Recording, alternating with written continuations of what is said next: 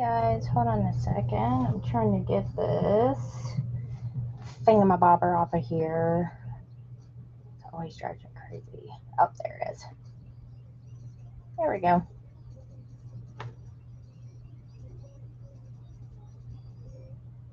Oh, thank you.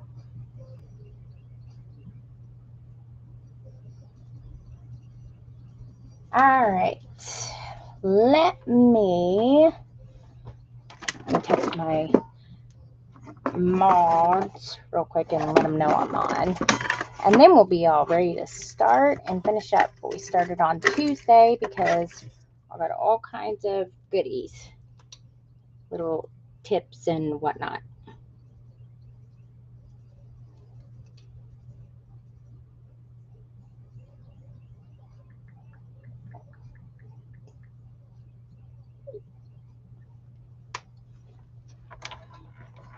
Be like, let me tell him to come out and play. All right. So I think my schedule is going to be Tuesdays and Saturdays. Tuesdays 5 p.m. Eastern time and Saturdays at 2 p.m. Eastern time. That seems to work really well. And my family is cooperating with that. So I think that will be good. Okay, so on Tuesday, we started making what I call a real book. You know, it's just a traditional book. Like this one that I've made. I like these kind of books because you can get like rough with them and stuff. And it won't break or anything like that. You know, so that is, oh goodness. I have arthritis, like the beginning stages of arthritis, so it's not as bad, and I have carpal tunnel. That's one reason why I have like the distressing tools that my husband makes, because they help. But I can completely understand that because the cutting and stuff, man, my hands will be on fire when that happens. So I sympathize. That's why I can't draw much anymore, is because it just, I'm getting old and it's tedious. I can draw very well, but I don't like it. I don't know if that even makes any sense, but I come from a long line of artists, and sometimes just because you can do it doesn't mean that you enjoy it. Although I will say I'm more into, like, I like making digital art better because I feel like it can, I don't know, it's easier, it's less messy, you know, stuff like that. So I can totally get with digital art. Like real art, not like AI art or anything. So yeah, I totally sympathize. It's not easy. But that's probably, I'm also a musician, so that probably didn't help either. But some people it's different.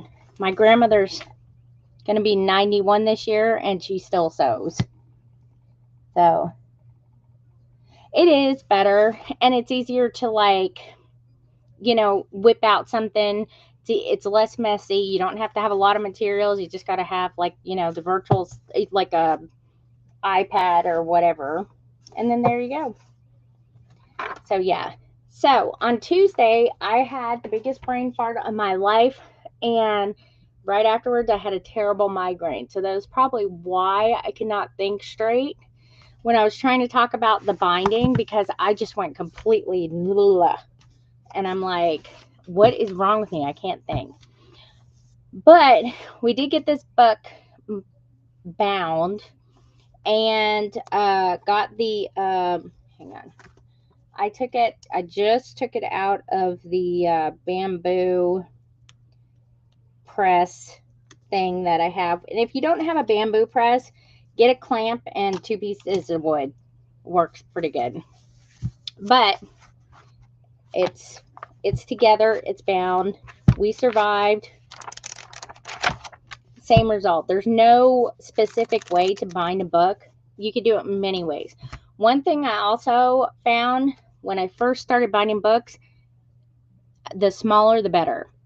Okay, so if you have a tiny book like, let me find one. Hold on, I got a bunch of tiny books up here. Let me get them before. Okay, the smaller the books that you have like this, the easier it is to bind. See, this one's only a 2-stitch, and this is a Japanese binding method that I can't think of the name right now. There's like hundreds of them, but it's just 2 holes, you crisscross it, and that's it.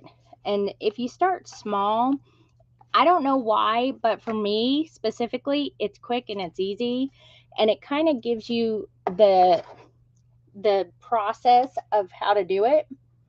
And then yeah. And then when you get more comfortable with it, then you could go to like a normal size, such as like an average size book. And so start small. Also, don't worry about using fancy paper. Like I use this thick brown paper right here. When you're practicing, use computer paper. That's all you got to do. And that's what I did here. I literally found this in like 5 minutes. That's how quick I was with this. I was also not on live. So I just did this right before I went live.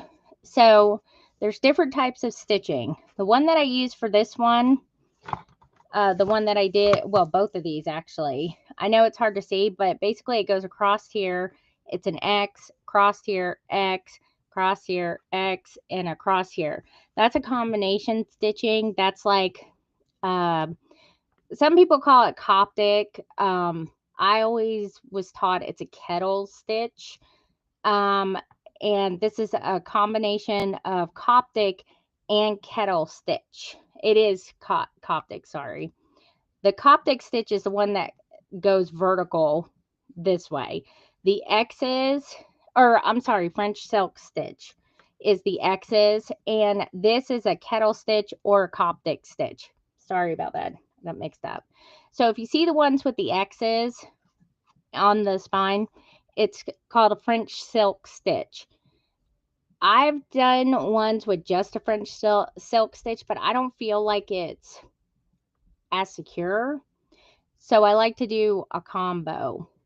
The most basic kind is a running stitch. That's where it just goes burr, burr, burr, like that. I don't like that one either because you're always going to have like end pieces that you're going to have one end piece over here that's hanging off, one over here that's hanging off, and one over here that's hanging off. So I don't think you could ever do just besides Coptic. And when you do a Coptic stitch, most people use Coptic stitches for the exposed spine. I hate it. I hate it. Hey, I could do it. I don't like it. I think it's easier because you don't have to do a spine and you have to jam all that in there.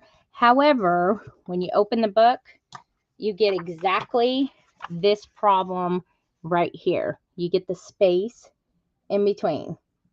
There are ways to fix that, but am I drinking water? No. I have there's music playing in the background, and it is raining outside. And there are ways to get it past the spaces like this.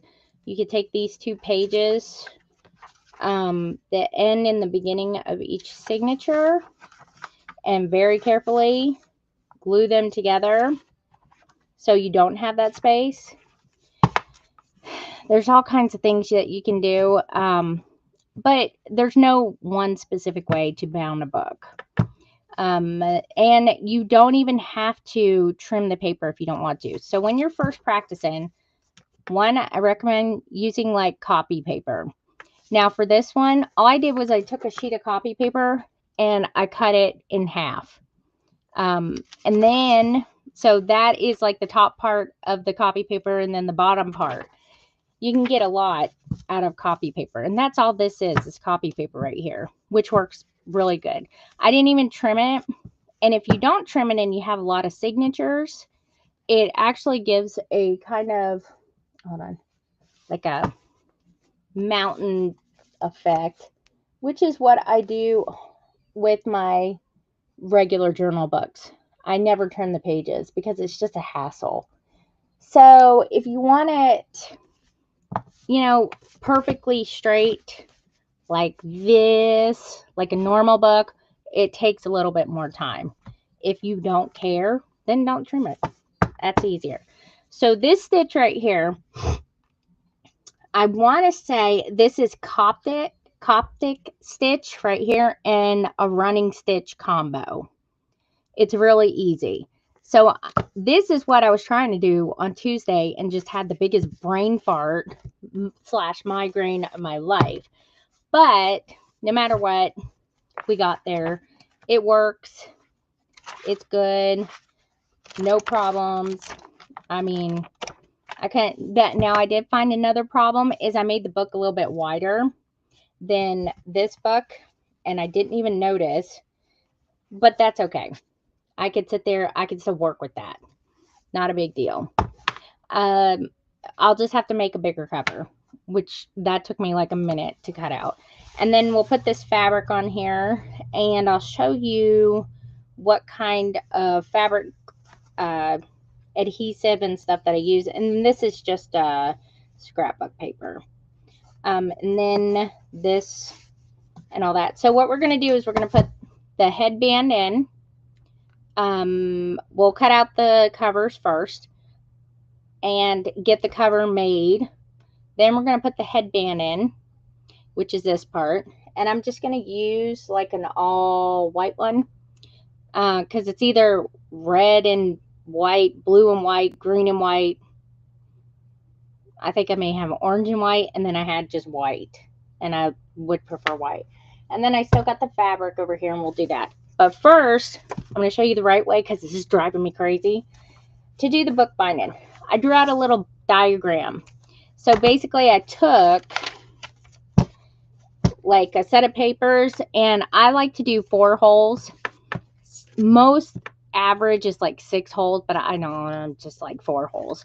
And mostly because it's only got these showing right here. When you have 6 holes, you'd have like a 3rd one in here.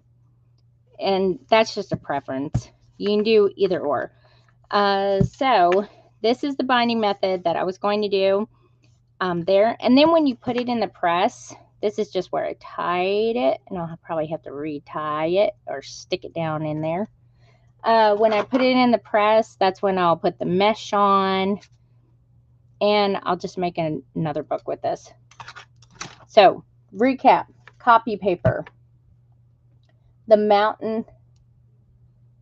Yeah, I do too. That's one reason, like, out of all of my journal books, even the ones that I developed my own binding method for, I have what is called, I call it the mountain. They look like mountains. For instance, like, this is usually how I bound books. I started doing it this way so I had room to bind them, or room to embellish them with the size of the Stamperia ephemera that comes with it. This usually works pretty good for that size. So this is an exposed, or not an exposed bind, but exposed threads to the signatures. And as you can see, it does that little mountain effect right there because I don't trim them down. I feel like, because if you pack it full and it starts getting evened out like this, all the pages are going to look even anyway. So this is my most common method that I came up with after researching, because I wanted to be able to use Stamperia paper and not do fabric covered books. These are paper, scrapbook paper, no bubbles, perfectly flat, no puckering, none of that. So I figured out a method of how to do that, and a lot of practice. And you can watch my tutorial on how to make a book series on YouTube, and it's an exact replica of this book. This is the base for all my books. Mostly because if I put them up on the shelf, they're the same exact height and they're just not the same exact width. And I like them to be all straight. That's just an OCD thing for me. So this is how I bound these books. This is the dotted grid digital that I have in my store. And then in the middle here, when it goes through the spine, I actually make a pocket so you can't see the signature or the signature thread in there, and it's glued in, so it just adds extra security, so that sucker ain't coming out. And it makes a usable part of the book. And then I usually put eyelets up here. You can put charms up there, attach something. This one I actually put this mesh, I think it's some kind of floral jacquard fabric mesh. I put that in there.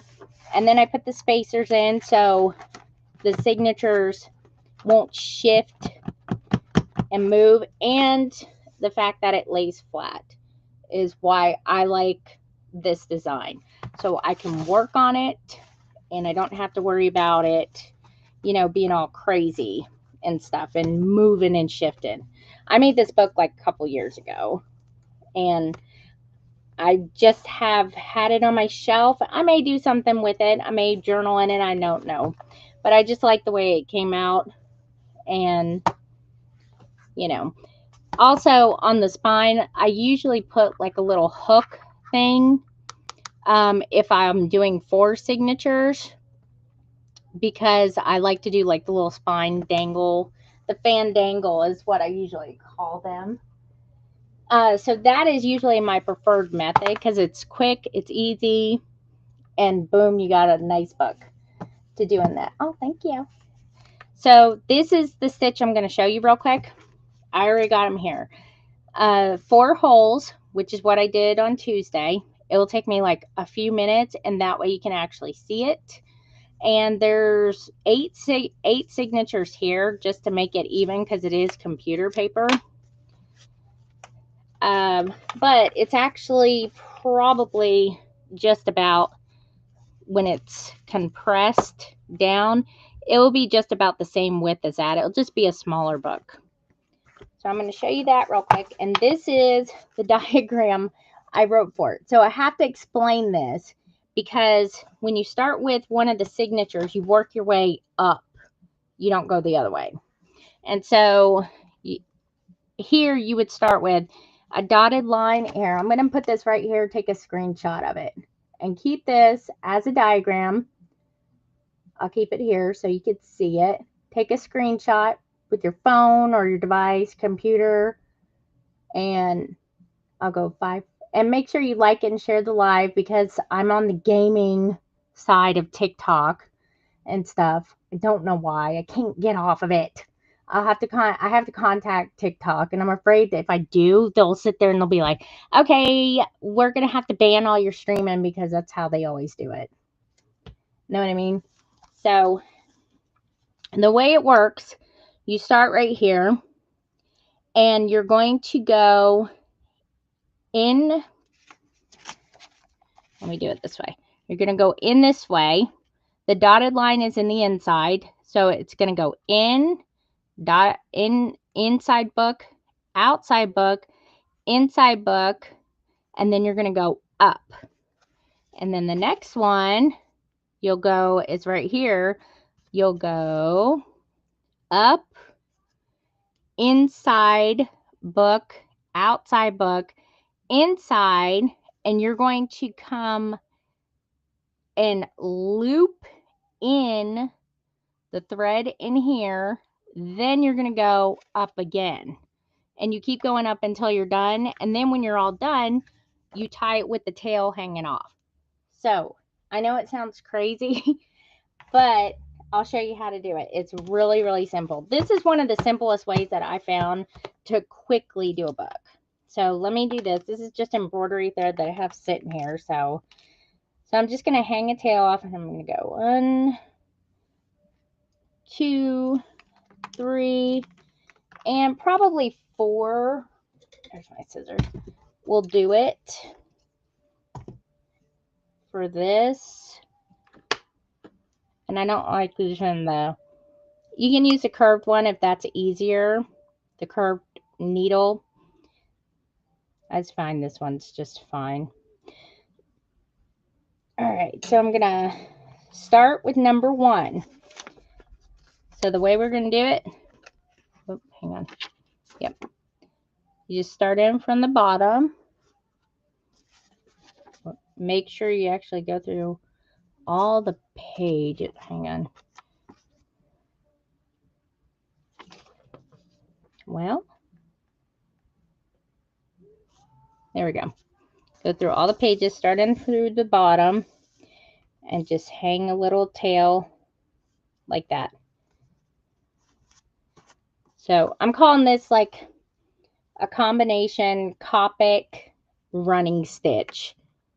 I don't really know the technical term for it, but that's kind of a running stitch is just, you know, the in and out like that. And that's kind of what it is. And then you kind of do a Copic motion on the end. So we go on the outside, then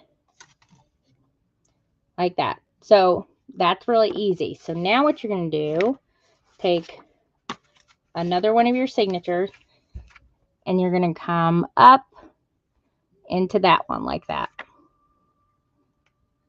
Make sure yeah, I am. And it will be kind of loosey-goosey when you're just done sewing that one signature. Just adjust it afterwards. So now you're connected right there. And then you're just going to do the running stitch with this one.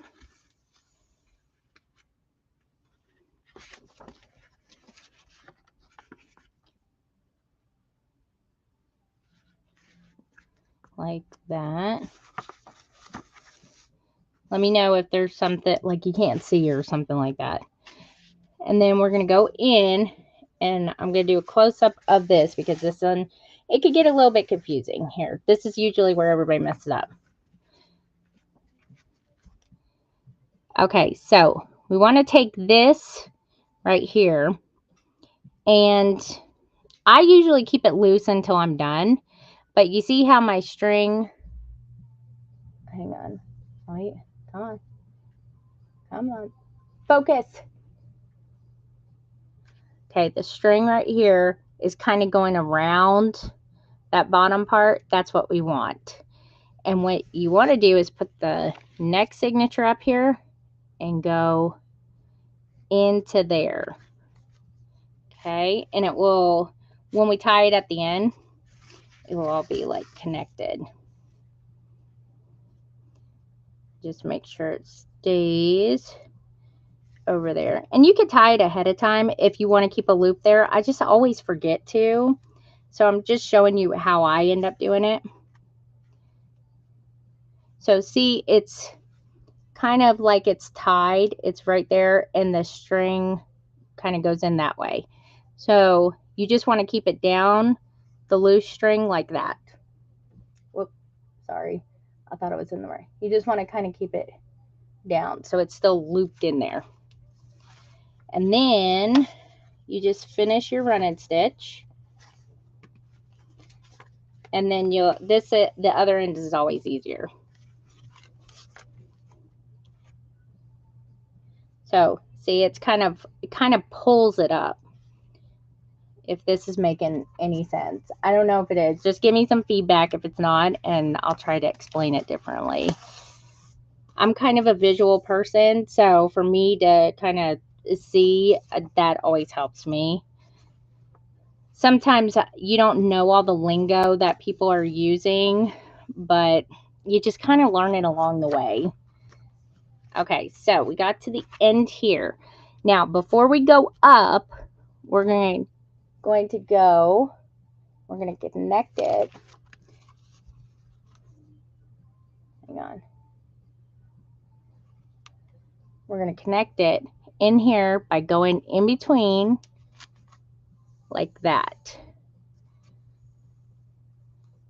And it's going to grab it. It's like it's, you know, saying, hey, come on, we're going for a ride up to the next, and we're going to go to the next signature. And then you put the next signature on top and just go in through the regular hole.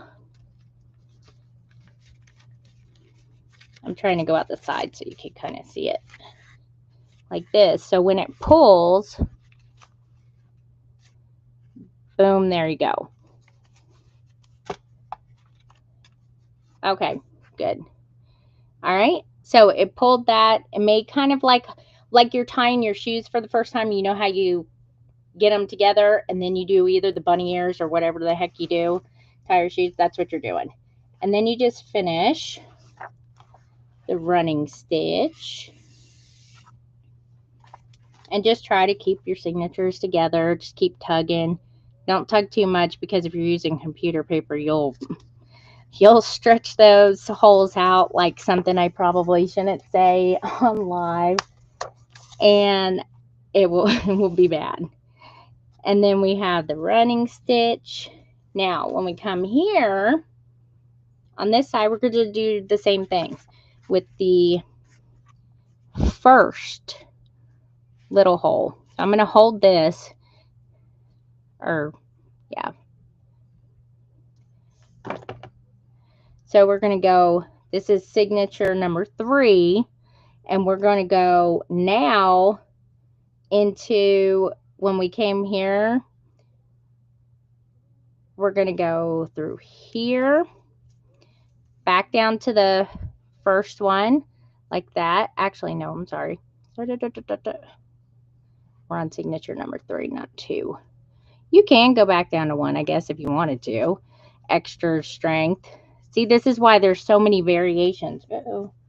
Because if you could go back down to 1, and then you could go back to signature number 2, and then you could go back and do the next signature. This one is, you just go to the previous one. Hang on, let me get this out. There we go. So we just go to the previous one. This is signature, the one before signature, or between signature 2 and 3. Get that thing. Not easy to do when you're trying to show people on a camera, because usually I'll have this like sitting in my lap like I'm crocheting or something like that, and you just loop it. So they're all just making these little loops like that and kind of holding them together, and you just put the next one on top. So now you kind of got the basic of it. When you get the basics of it and you're used to it, then you could just boom, boom, boom all the way through. And just make sure you don't knot up your thread. And you can use probably wax thread on computer paper if that's what you have. This is just embroidery floss. Or you can use just twine, whichever you want. Let me just go through the other loop before we go to the next signature. But like I said, I suggest starting small, even smaller than this. This is probably a good size book only because it's easy to cut the pages. Because all you do is take a piece of computer paper and cut it widthways in half. And that's it. And then you get extra paper. So you basically have 2 pages out of 1 piece of paper. And then we're just going to loop it.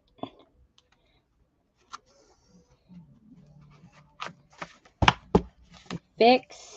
We'll go to the next one.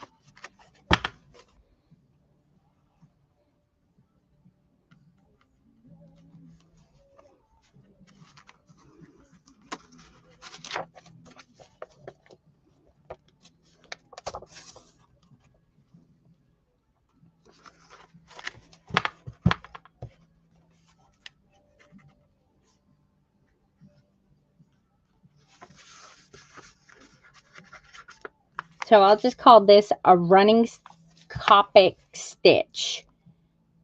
That's what we'll call the combo. Now, if I did an X in the middle or something like that, then you got your French silk stitch. We're getting fancy. And then there's Japanese stitching methods and whatnot. So there's like tons of ways to bind a book.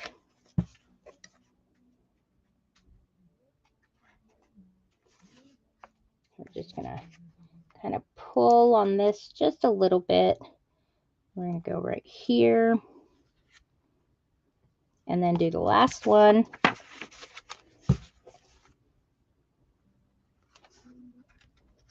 So like if you were making like a book for like a kid, use computer paper. Don't use fancy paper. I'm talking about like little kid. Like you can make like a coloring book or something like this. Actually, you could. What you could do is just get a bunch of those coloring book templates off of the internet and print them off on computer paper. Like you could even adjust the sizes and make it into a book like this. And boom, there you go. Instant coloring book for kids. Hang on, let me pull this tight.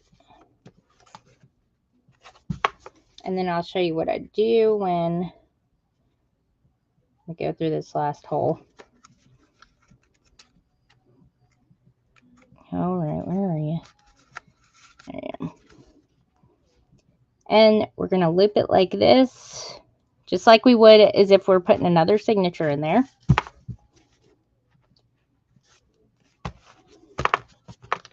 And then what I'm going to do, I'm just going to clamp it. I'm going to tie the thing.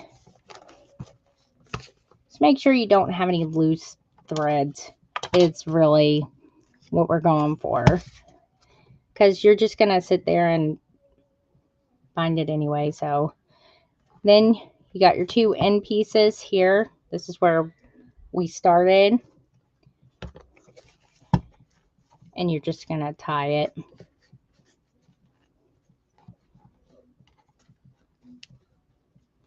And I usually just kind of tie it twice.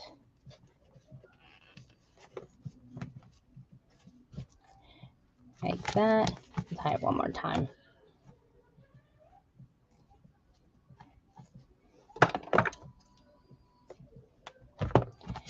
And there you go. So that's a simple binding method that you can do there. You got your Copic, your running stitch binding method. And then you can, and there's also a couple of ways to do the spine. When you put this in your press, you can hold it up like this, put it in the press, and you can do your glue on it, and then your mesh, and glue and mesh. Now, some people, even after that part, when it dries, they'll take it out and they'll use sandpaper and kind of sand it down. That's kind of like doing plaster where you have the kind of cheesecloth in there. You're sanding it down just to make sure it's smooth so it can go on the spine of the book. They also use a like a wood file. You know, it's like a big giant nail file on a stick. And after they sand it flat, they'll also put kind of ridges into it. And then they will, you know, put glue on it, do like their headbands and stuff. Sometimes they'll put the binding tape on it. Some people don't put the binding tape on it. They put enough glue on it. They think it's good. And then they'll adhere it to the spine. I did not because I couldn't find it. It was not on, I don't know if I got that on Amazon or AliExpress. I'll have to look and see. So that's how you do that stitching method. I'll look here just a second. You could also even leave the book like this and then put that big old fat boy right in there. Look how big that would be. So that's how you do a simple binding. I'll do more binding techniques probably on lives, you know, like I'll look up the technical name for them and stuff because I have like, I call them X's and O's. binding method. I have all kinds of them. But, and I'll draw out a little diagram. That kind of makes it easier because I got a few in my other book that I kind of copied in here. Like I have this one right here. I don't know if you can tell that one, but you can take a screenshot of that. And this is kind of the same kind of method. This is more of a Copic kind of stitch. So it's just a hair different. And this one's like a 4-hole or 6-hole one. As long as the holes are even, I don't think it would matter too much. Hang on. We're out of focus. Come on. I don't understand why you do this all the time. There we go. Let me do this. There we go. It's almost like it like crashes out a little bit. I may have to get an upgraded camera. So what we're going to do now is I got to remeasure these covers. Let me see what I made these as, because I didn't even notice until I took out the thing.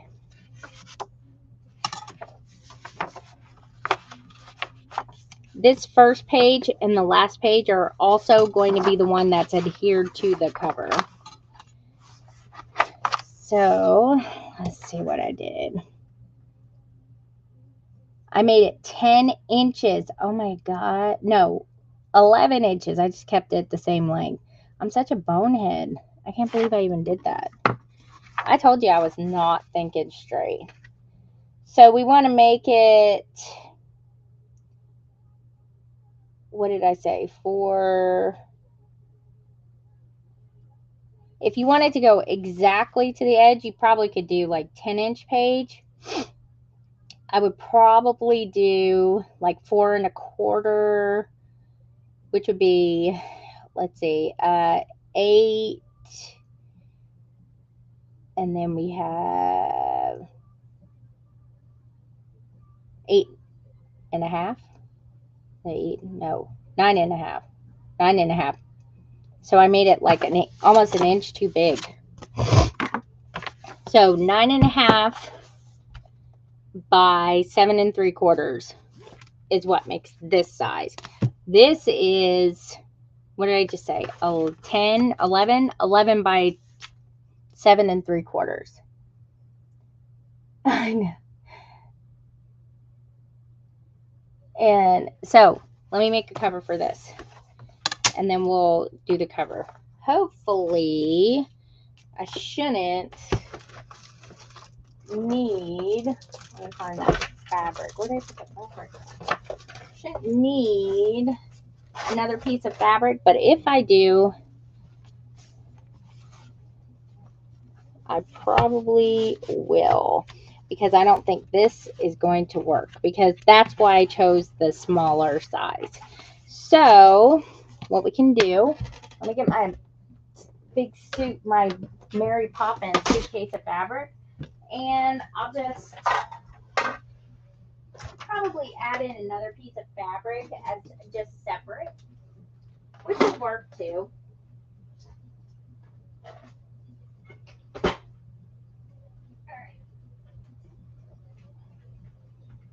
Because I want it to have room to, you know, move and stretch and all that good stuff.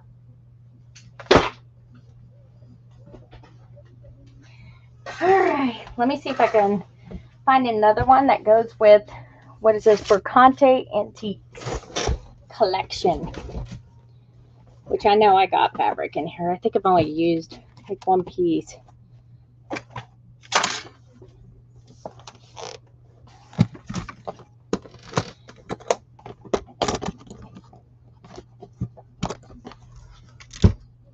All right, mesh stuff. I got to make sure, I'll write myself a note and look that up.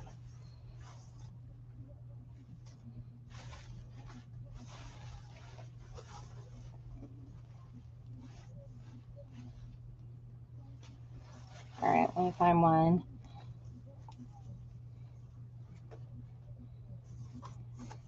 As soon as I spot it,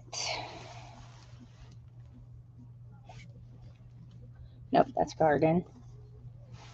It looks similar to that. There it is. There's one. Has the clocks on it. You got it. No. That looks like it's almost the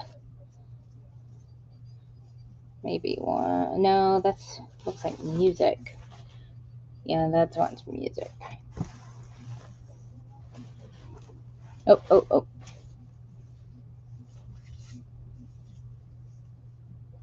I don't think it's this one. This one looks like music. That's music. Mercante Antiques had some music notes on stuff, so it's hard to. Oh, oh. Oh. It's Fantastic Voyages. And it's got a little bit of teal in it, too. This is Sealand. Oh. That is a Christmas one. What's that? That one's Christmas. That's Garden. That's Precious and Sealand Coffee one. This looks like music.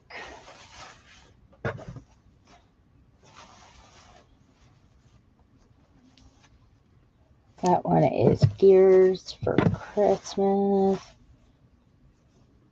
That's Magic Forest. Alice. Oh, wait a minute. What do we got here? This one may be a Christmas one. What is this? Oh, yeah, that's Greetings for Christmas. Christmas Greetings or something like that. No, the Sealand. It may actually be this one. This looks like it.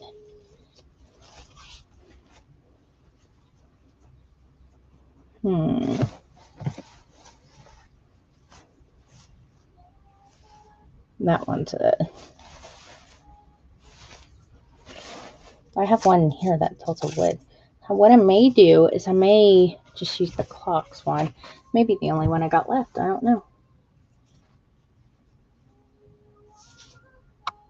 It looks like forest. Some of them, they're kind of hard to tell what the theme are until you actually kind of take the things apart. Dewdrops. That's an old place. What's this one? Oh. This one is either... This might be Fantastic Voyages or Around the World. This looks like... Or it's The Art of Travel. I need to label these. That's music. Oh, wait a minute. That actually might be it.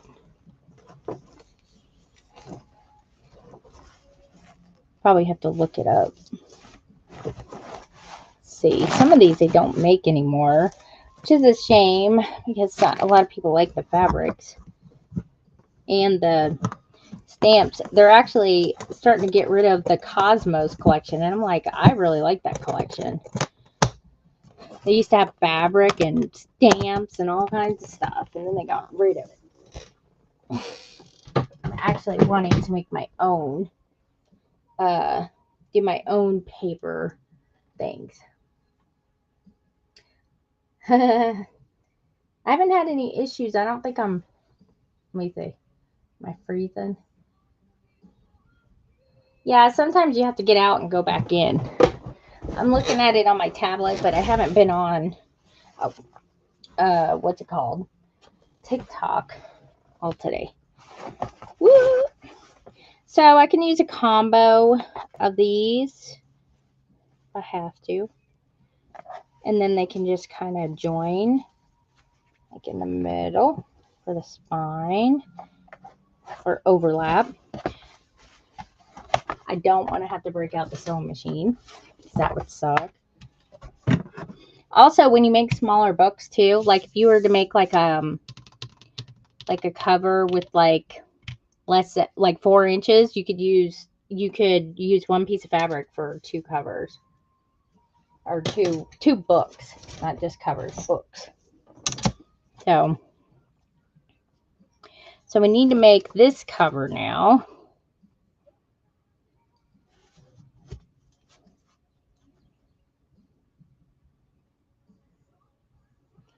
About 5. I'm going to do 5 3/4 for the covers. 5 3/4, 5 3/4.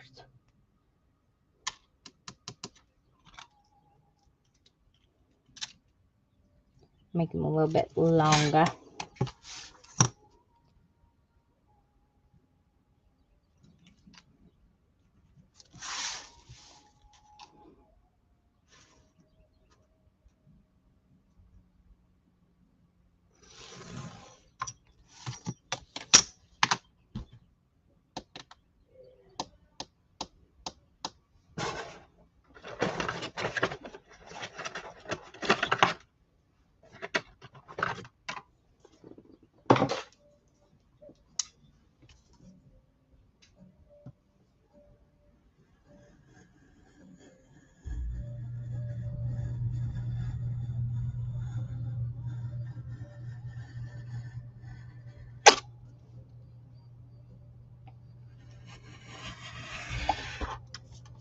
Okay, there is one.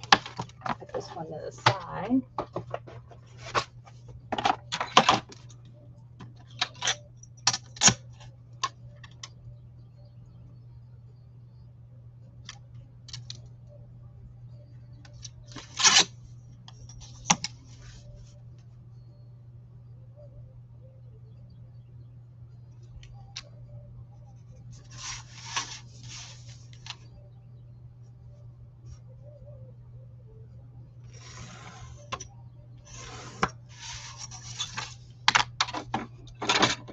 Oh, let me make the spine. Pretty sure the spine will, yeah, it's going to be, what did I say for the spine? I think it was 1 1/8 or something like that. Let me go back a page and see.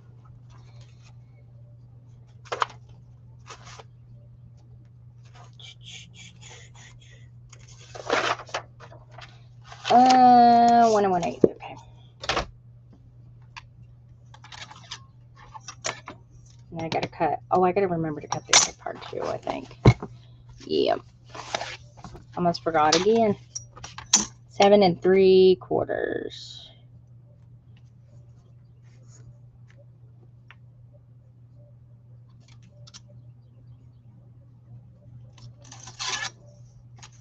I'm so used to making the other books. That's another thing that I do with the other books is I only have to cut it one way because it's about 8.5. And so I don't have to trim those down either.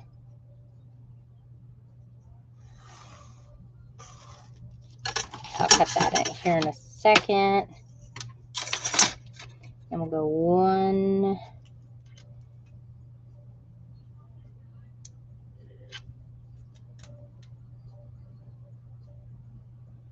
Yep, 1 1/8.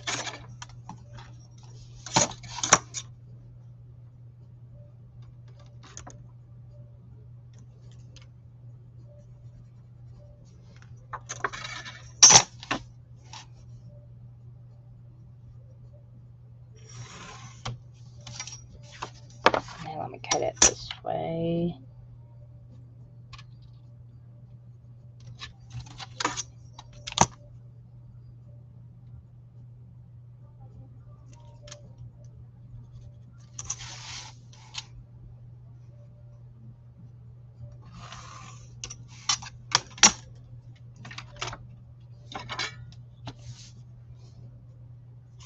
Yeah, just try it.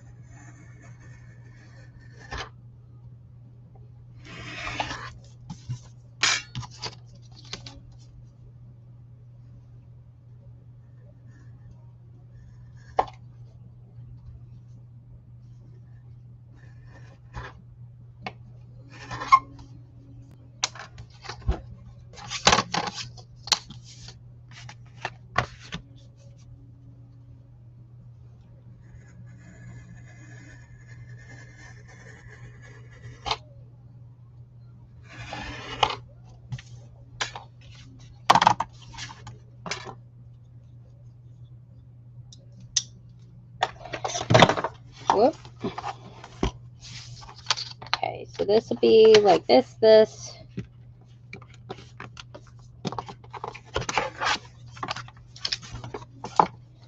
and like that. So that'll almost be like a good fit for it. Almost perfect size.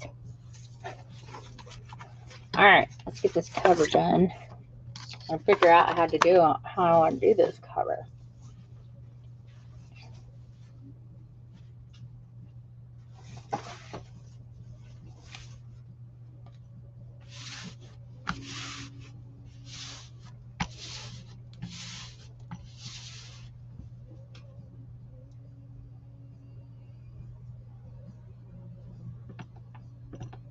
Oh no.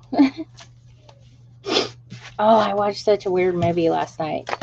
I saw this video on TikTok. It was called the heck was it called? The video I saw were these people eating an antler, like, you know, it's like soft, it's really disgusting, a deer antler, and they were scooping their stuff out raw and they were eating it. It was like a delicacy, and everyone's like, oh my gosh, this is just like the movie The Menu. And I'm like, The Menu? I haven't seen that. So I watched that and I'm like, dude, this is messed up, but I get it.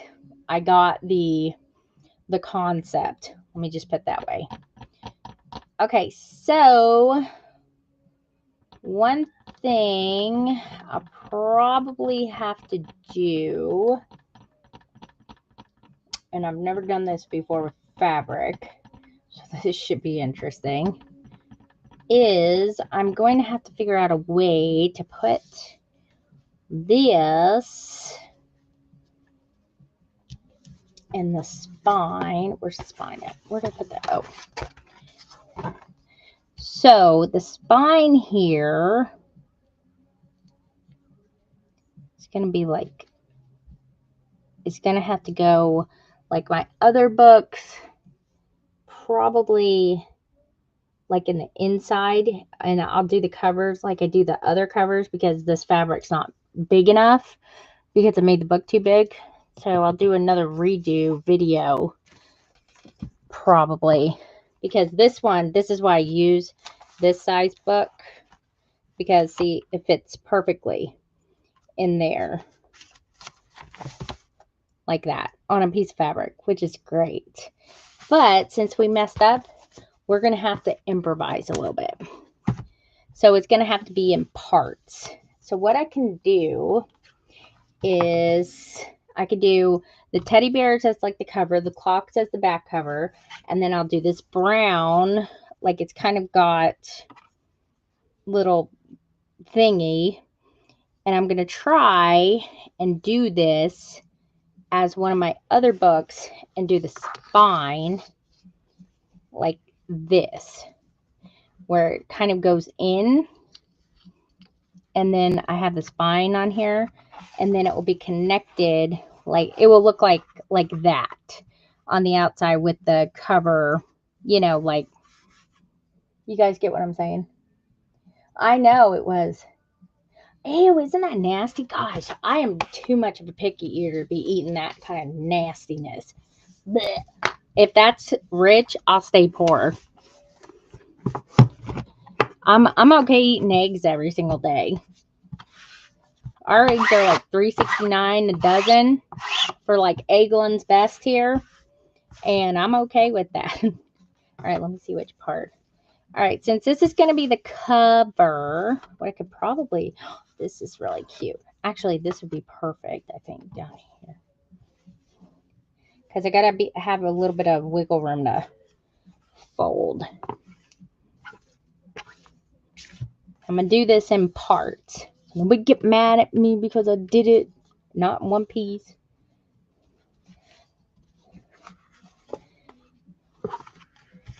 Oh, I don't like them cut off that way. Here, let me do this. I'd rather cut the bottom off. Maybe I can get teddy bears. I can get the teddy bear part on there. That would be good.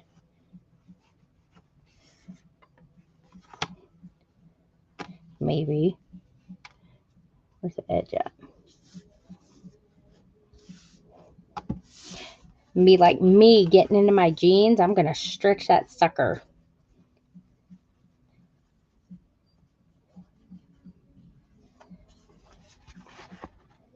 Like, will look like this. I think that would be good because at least I could still kind of get the teddy bears up there. Yeah, we'll do that. Okay. I'm going to attach it first. Then I'll worry about cutting it off. It's easier.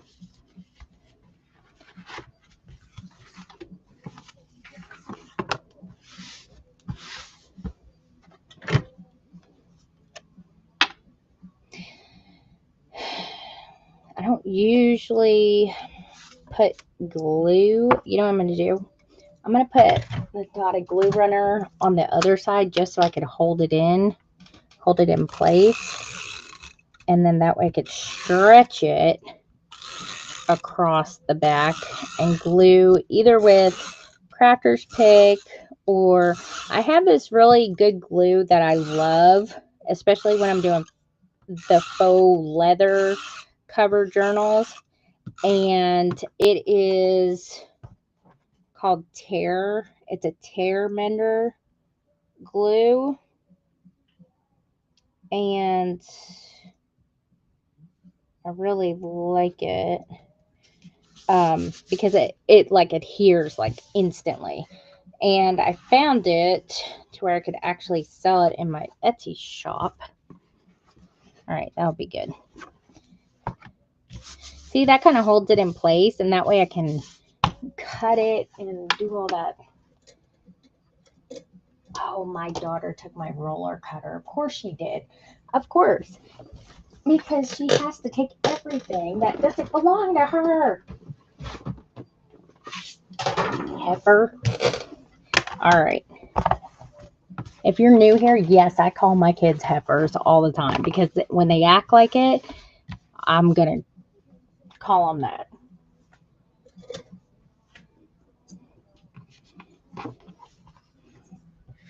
I'm just going to put this here just in case. Since this is like a silk fabric, it's nice when you're doing like non-neat and fabric stuff. Like if you just need a piece of fabric off, you can, like as long as you start it and cut it, it will rip it in a straight line. It'll be raggedy too on the end, but it's always kind of nice.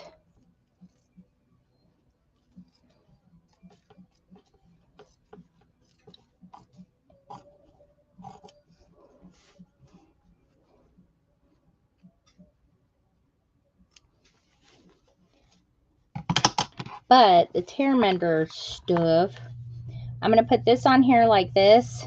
And the tear mender, it actually is used to fix like leather and fabric and stuff. And I know I say it all the time. And I really like to use it. It's super liquidy and it dries like instantly. Let me get it out of my bin. Hang on.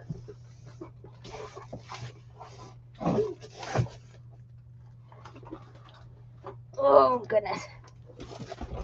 I also just got some of the Crafter's Pick glue. I just got to add it to my Etsy shop. But I got the big bottles this time. Ah, there it is. And I do have little bottles at the tear mender because I actually prefer the little bottles because I've had this for like 7 years now. And I think it's still good. It still works. But it's very liquidy. But it's a fabric and leather adhesive. So you have to use it kind of judiciously. Like a dot goes a long way kind of thing. I need to put it in a smaller bottle.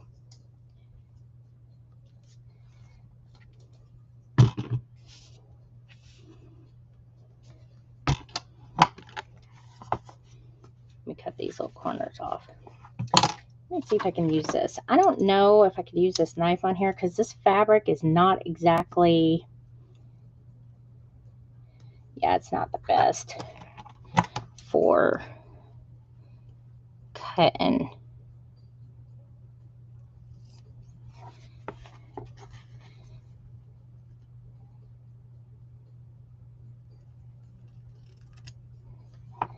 I did have some of those corner things that you use for metal book corners, you know, when you're finding books. But I haven't had any in a while. I haven't been able to get a lot of the regular stuff that I usually get. So what I'm going to do, I'm just going to very quickly, and I'm going to put book corners on them. You're good. Look, done. That's how quick it adheres. And that's why I like this stuff. Get, oh, where am I going to put it?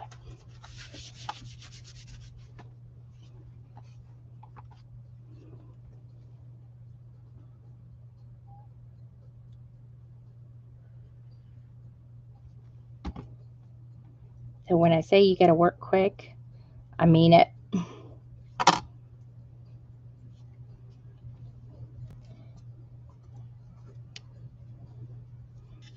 Like I said, it's good for fabric. I'm going to cover this over with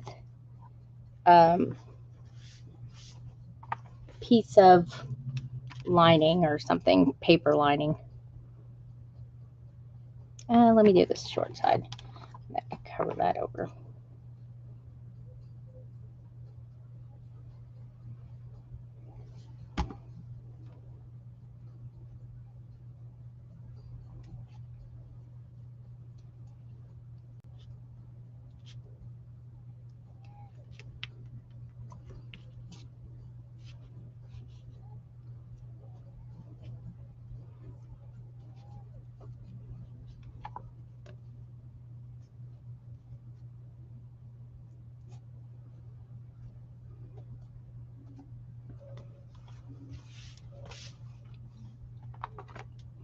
The weird thing is, though, is like when it sticks to your hands, you just roll it and it comes right off. So it's not terrible.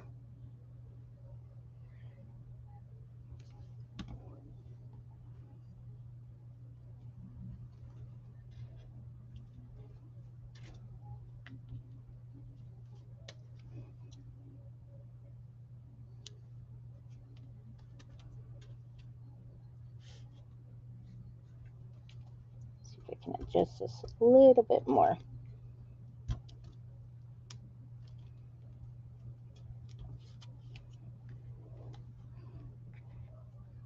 Hang on.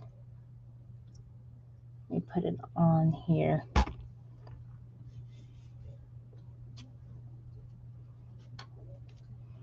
The only bad thing is when you try to put it on the cardboard and not the fabric, it kind of will come back up because it's meant to go fabric on fabric.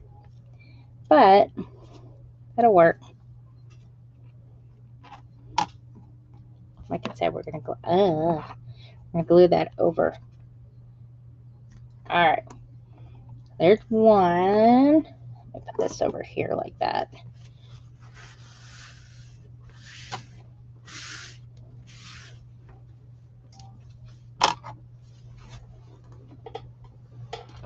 Wipe away. Hang on, let me get this off.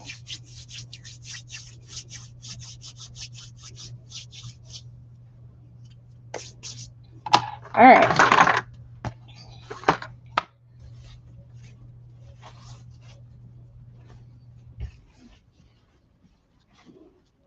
I'm just gonna do it like here on the end because they're all kind of sporadic.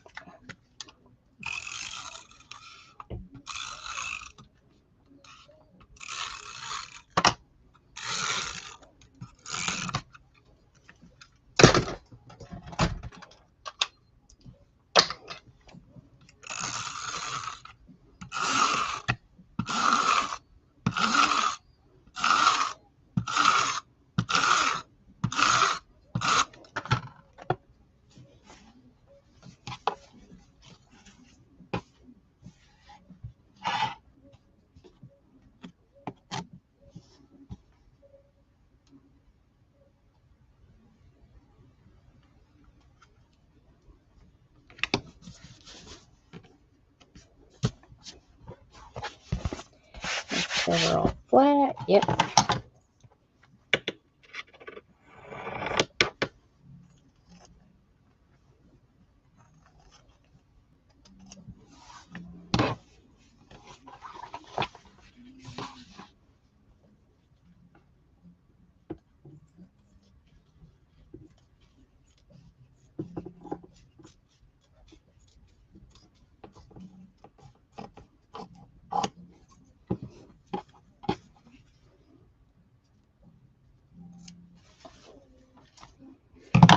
You can also, if you don't want to cut the edges off, you can fold them in like this. Let me show you. Fold it in like that. And then kind of fold it like a present. It will have like these little creases in it. I would prefer not to do it like that, only because if you do it like that and you're going to put like a liner in, it kind of makes it puffy. And in those spots, see, it will look like that. And it will be clumpy in those spots. And I just rather, you know, do it the right way.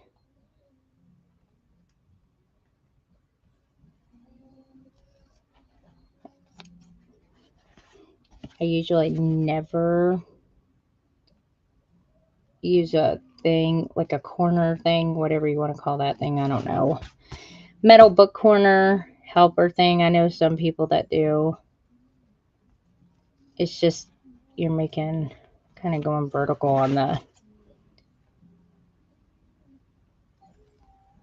making an angle on there. Get that edge off.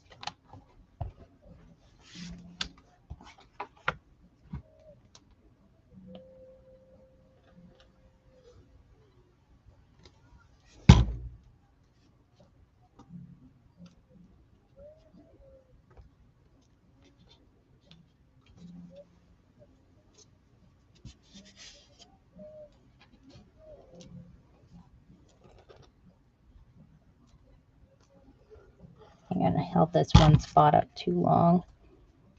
When you're mending it to any kind of fabric, you got to work quick. Get it stuck to wherever it's going.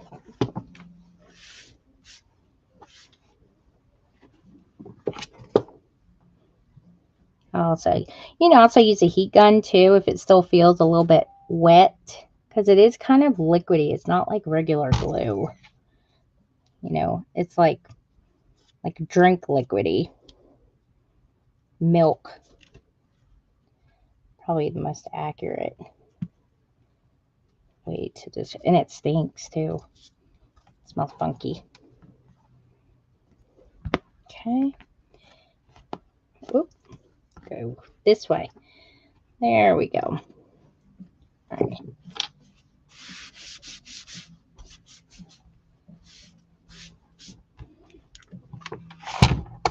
I love use my magic mat for everything but my Cricut.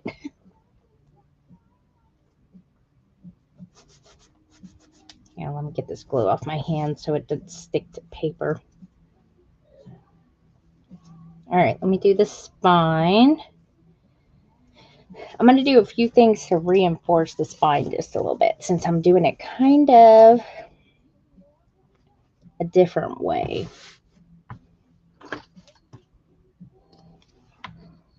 Yeah, that's it.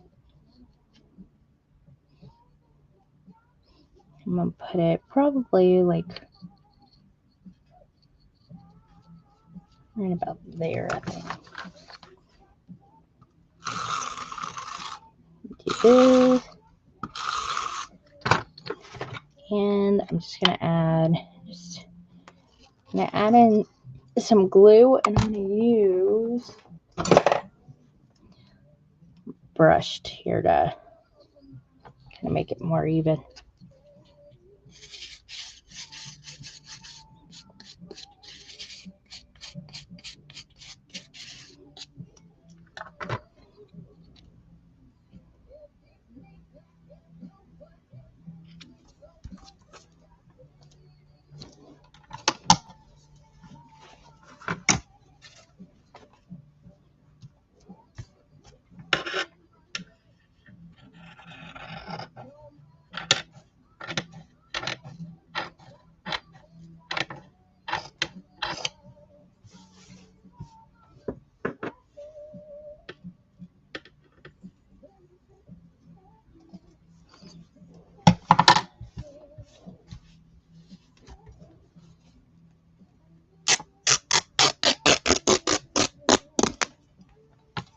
Go.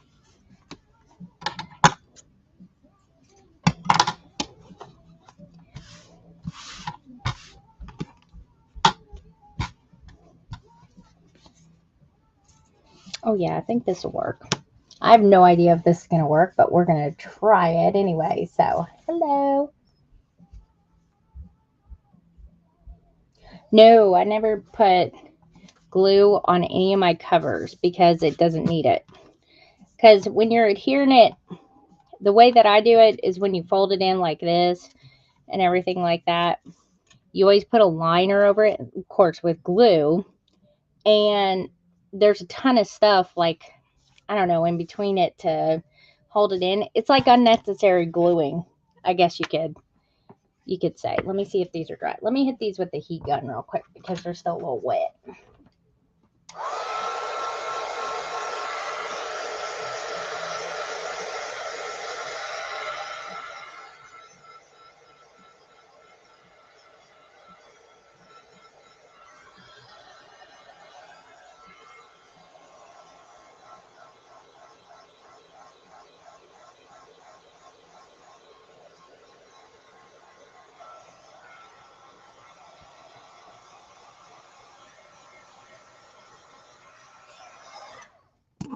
And you also don't want it to like warp. So glue causes warping. No matter what kind of glue you use, no matter how good you stick it down, no matter how much you use a bone fold, it always will cause the chipboard to warp because it's wet. It was wet and now it's not. Even if it's not. Now the good thing is you can always kind of warp it back if you need to. But you don't want it to warp when you don't want to put it together when it's still wet anyway. And it does that. You know what I mean? Oh, that would suck. Alright. Okay. Now, I'm gonna see if I got any more of this paper. And I'm gonna let me put my cap back on so I can use that. Let me see if I got, wait a minute, I may have, oh, I know I do. I know I got extra sheets. I have so much flipping paper.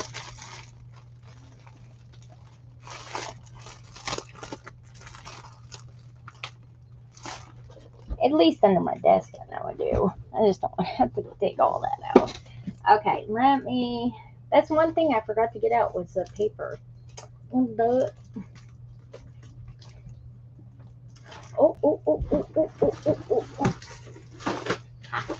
I found the background paper.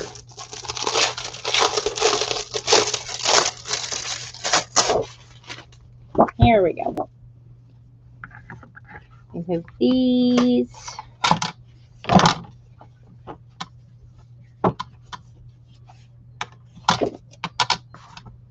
All right, so I do have I'll probably just use that first page.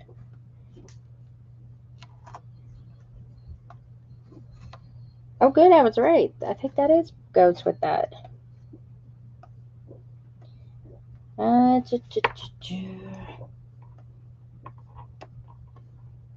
Okay, let me put this to the side.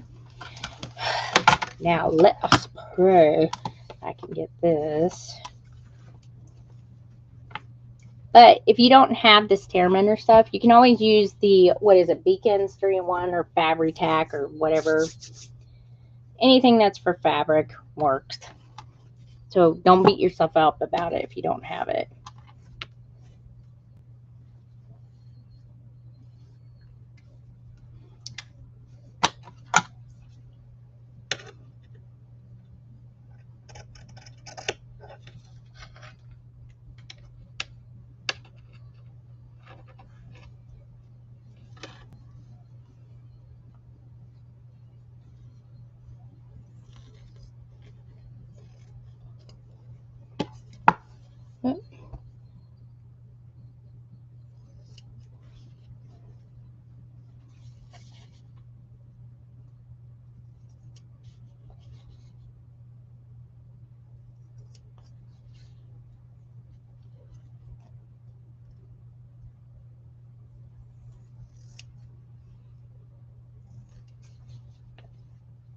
Alright, let me cut these real quick.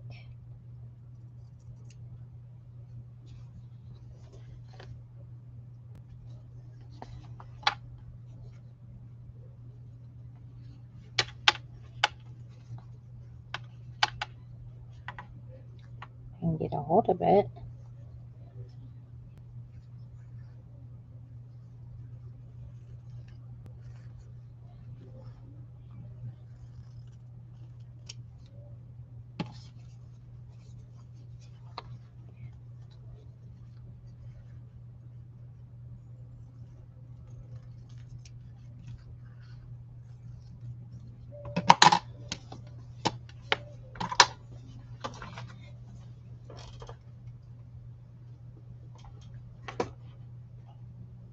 Yep, I get on Tuesday evenings and Saturdays at 2.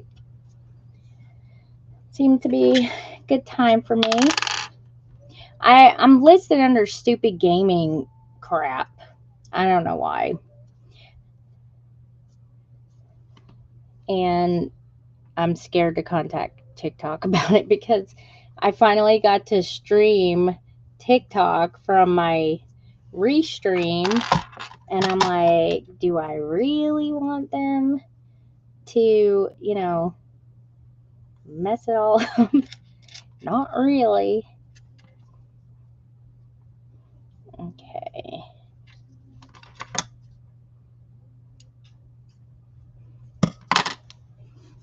Okay, teddy bears in the front, clocks in the back.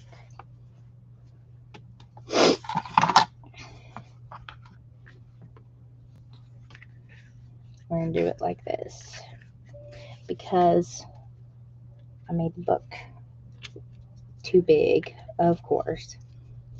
What else is new? But that's okay. I've never done it this way before, so there's a first for anything. Now I am going to kind of probably, I don't know if I will fold it over. I'll just leave it like that, and I'll use some binding tape.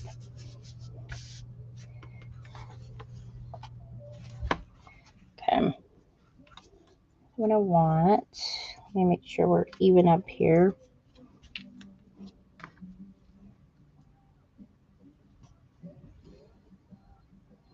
I'll fix that in a minute.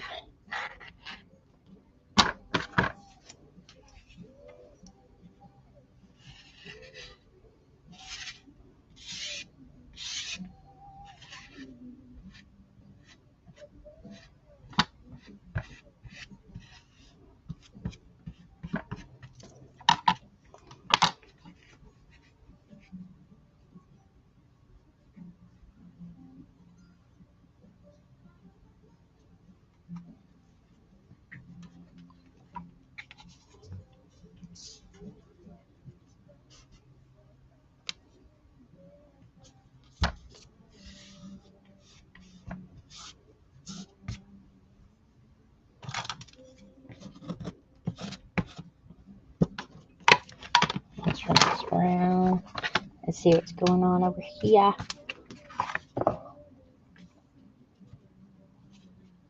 I guess this is kind of a good way to do it instead of paper, because then you can actually see what you got going on and adjust it if you need to.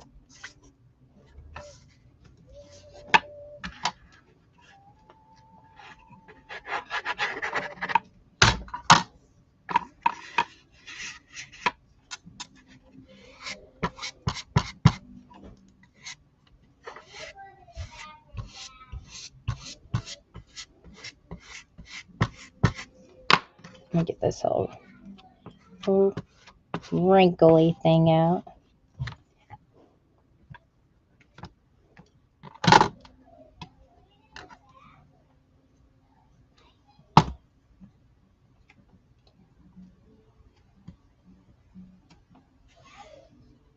And then what I'm going to do is I'm going to put some binding tape here.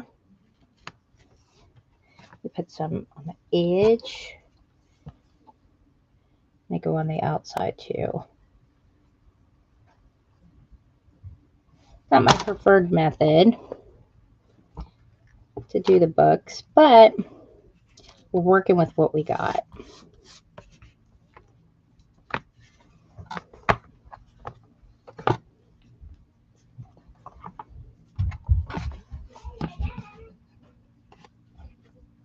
Oh, thank you.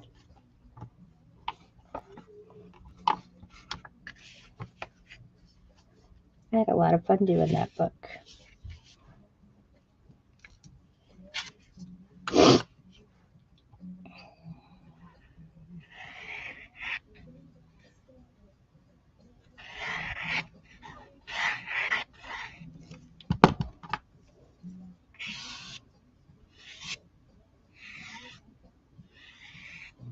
I'll put some kind of to the edge over here so that way we'll ooze out.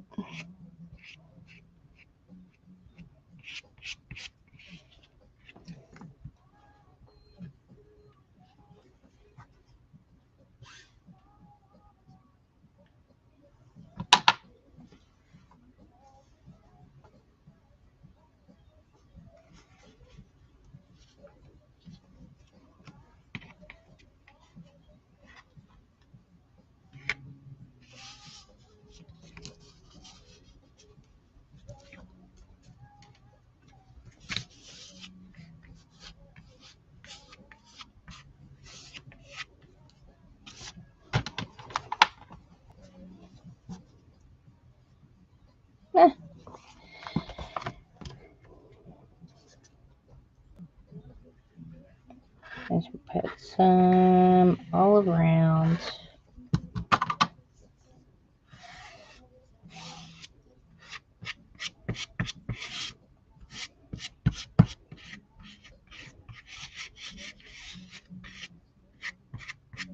We don't have to touch it.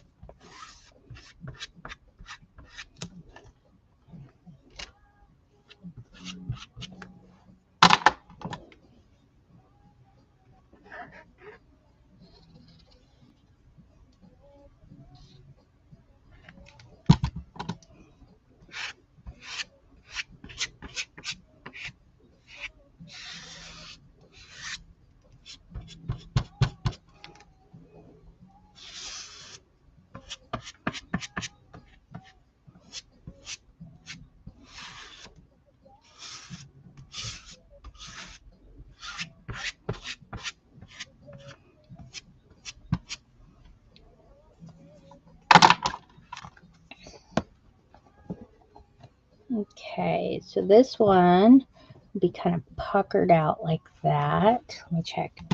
Put some glue in here.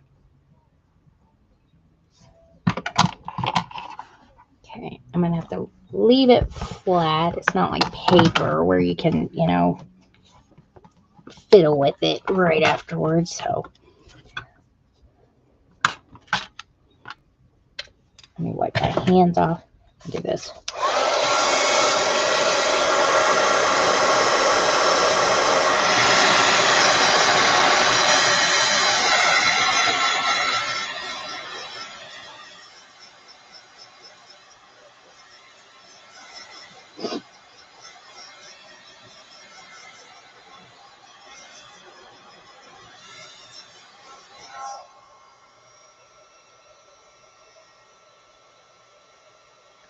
it gets sticky.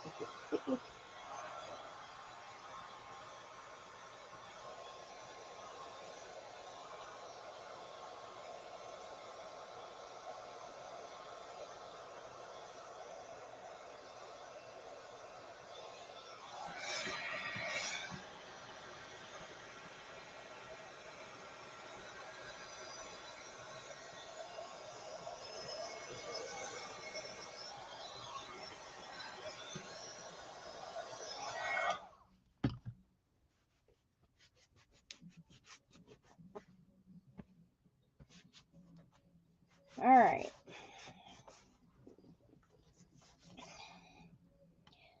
I'll go ahead and I'll do paper lining in the inside. Whoop, got a loose string here stuck.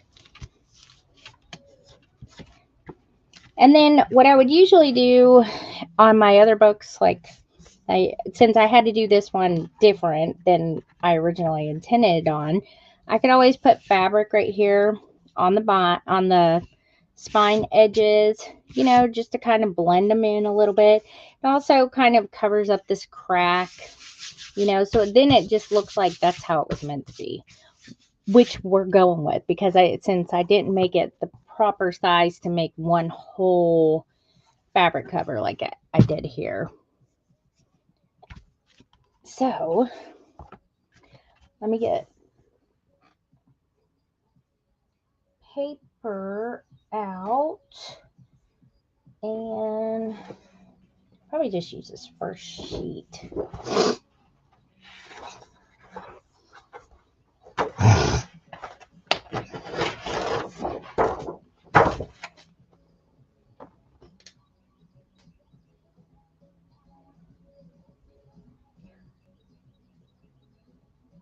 Hinges like a regular. Are you talking about on my paper books? Or like this book?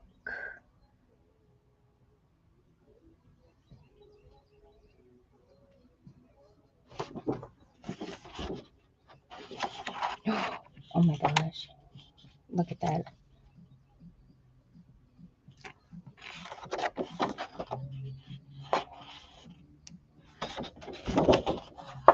What I'm going to do, I'm going to come put that in there.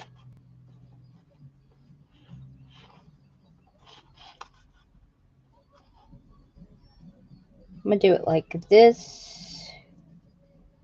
And then when I put the other signatures down in there, it will. Yeah, blah, blah, blah, blah. All right, I'm going to set this right here because it's flat.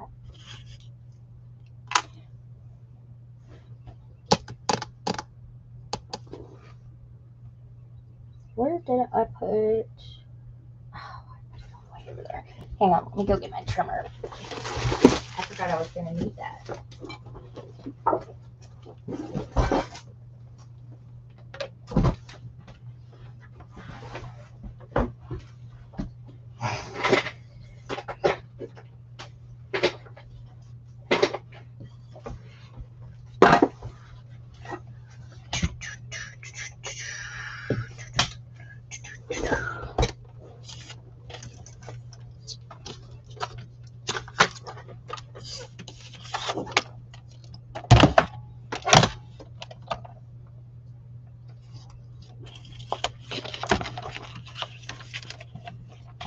I gotta move this back here. I got too much stuff on my desk.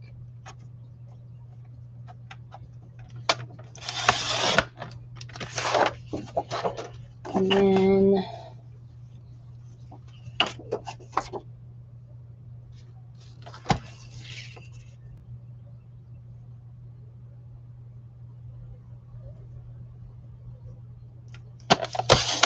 I think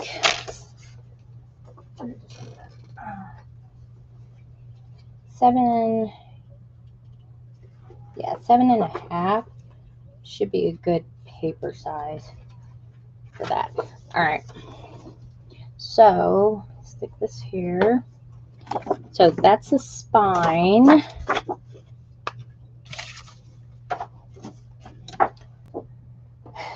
next one, I'm probably gonna need another sheet.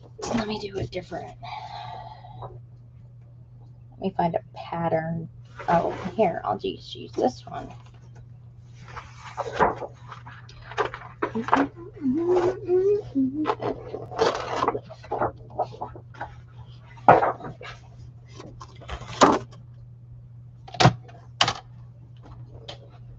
Okay.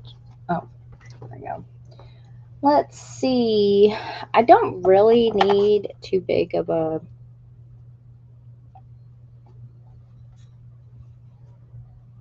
piece. Probably just like maybe like 5.5 by 7.5 should be fine. Because most of this is going to be covered up anyway, so it will kind of look like old newspaper.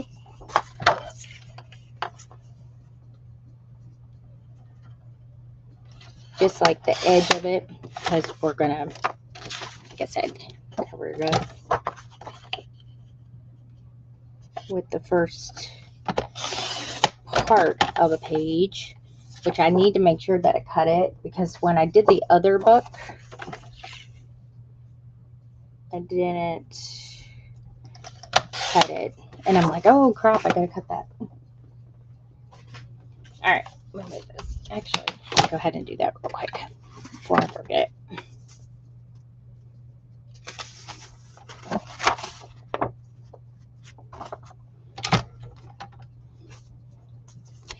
Let's see, I just need like, what's this? This is about 5.5, so I'm gonna say probably like half of it. About half of that. Be good. Oh, that's so much easier to cut it that way. To remember to, anyway.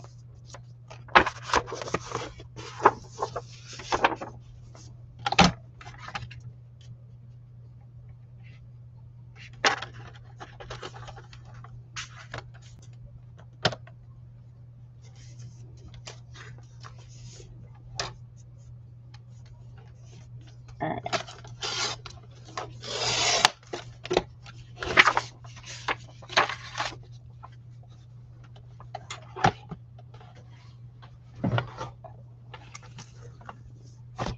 Alright, let me uncover my comments.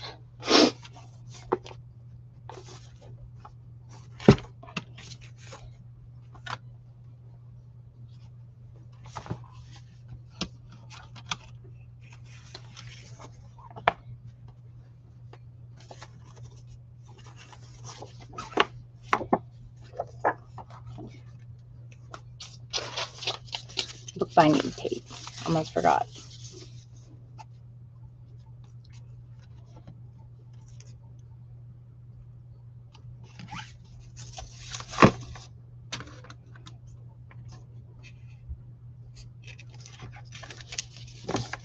Okay.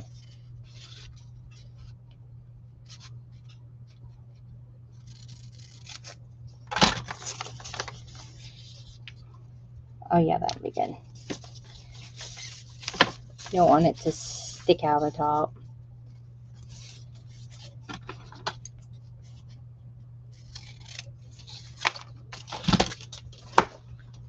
Alright, let's put these on. Get the liner put in. Then we'll get the, I gotta do some metal book corners. And then we'll put the headbands on. If you want to put like one of those bookmarker things that they have in the spine, this after you put the, or before you put the liner on, it's the time to do it.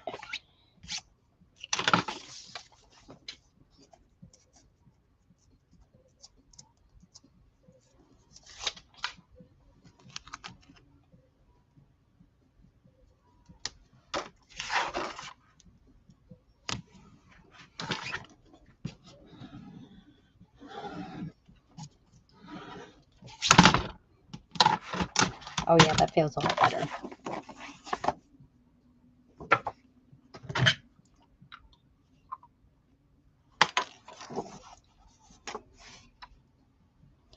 Start right here. I kind of do this in sections for a reason.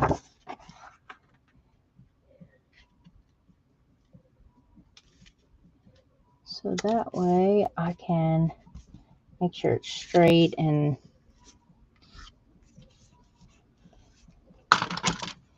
score it.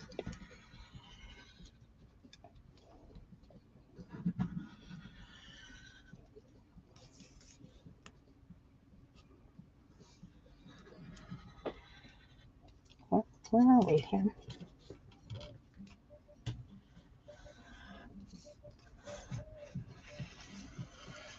There we go.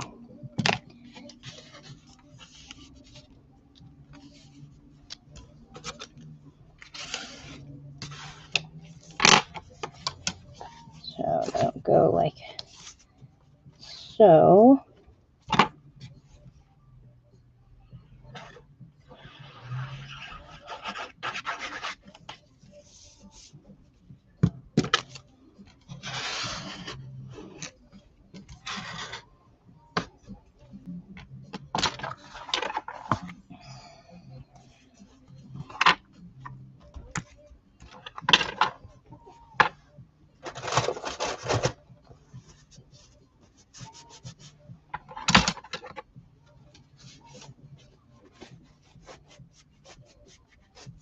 Yeah, let me get all this glue off of here.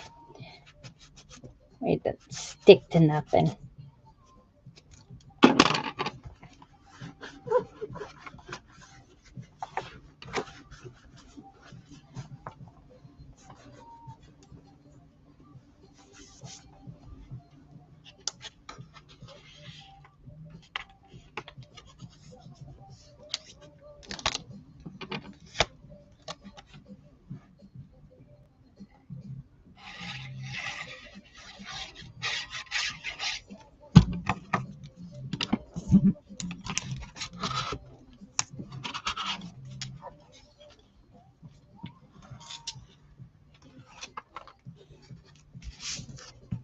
Oh, why? But that just seems easier than the paper ones that I do. Yeah, so I'll cover that up with some thread since I had to make it this way. I don't like making it that way, but it's better than throwing it all out and starting over again. So never ever throw your stuff away. Just work with it. Life gives you lemons, make lemon heads.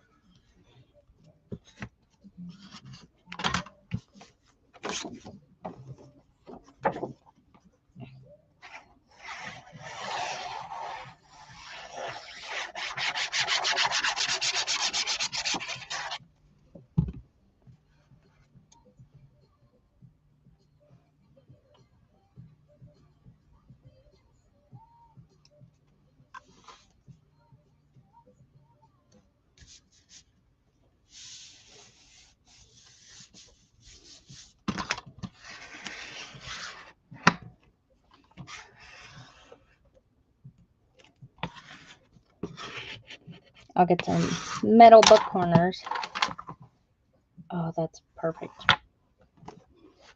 I couldn't ask for a happier mess up.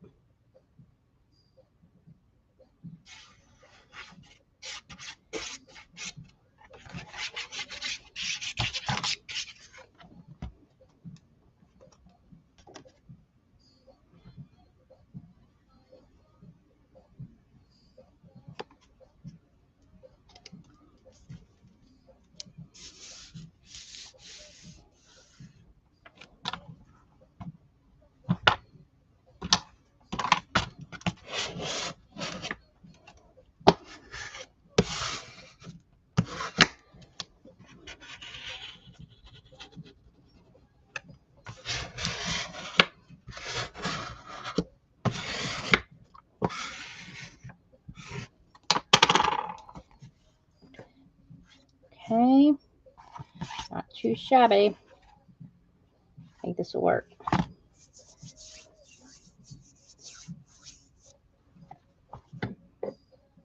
No?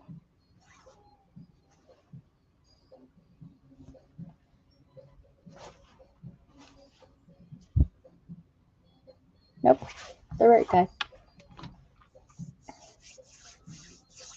It looks, oh, you know why? It's probably because of this. This stuff looks like it's upside down. You had me questioning it for a second. Okay, so we need headbands. Where do I put those?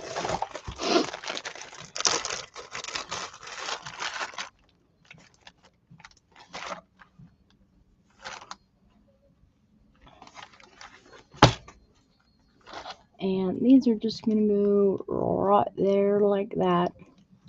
Nothing fancy. Just a little. Let me cut this end off though because it's kind of ugly.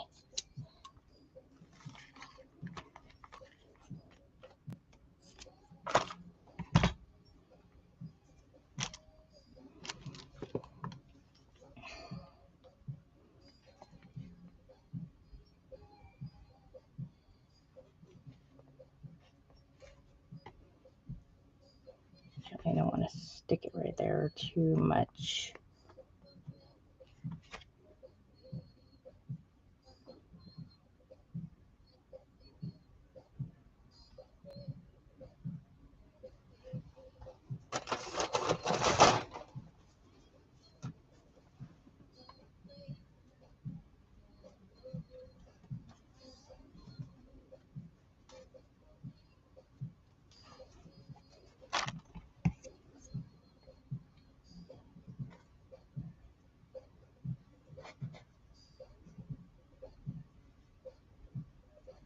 Yeah, that'll be fine. I like to stick a little bit farther over just so it doesn't end up coming out. I had a hymnal book to have one that was put in so bad. I was like, it was an atrocity. Trim this up. Let's see this.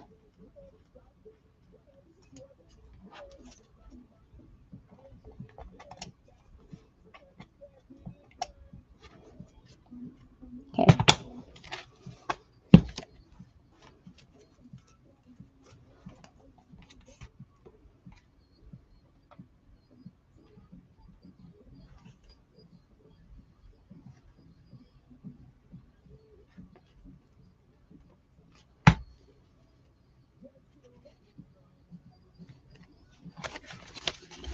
Side this up just a change.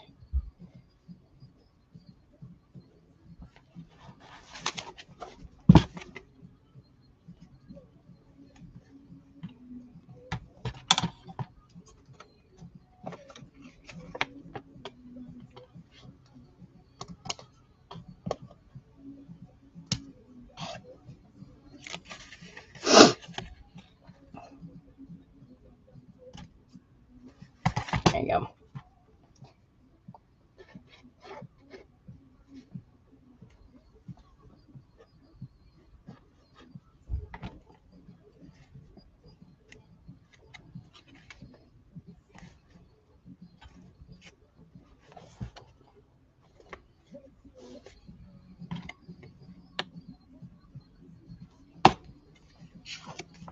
All right.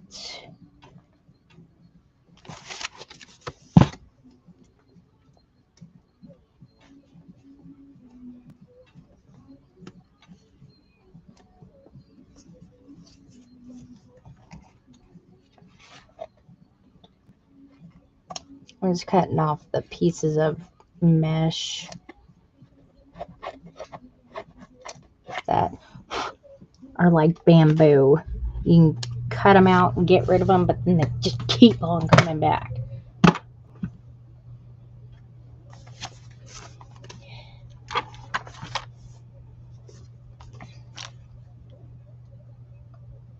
Okay, so this goes in, be like that. Let me trim these little pieces out. Where is my little itty bitties? No. Hang on. I got these scissors I want to use for. Yeah, here they are.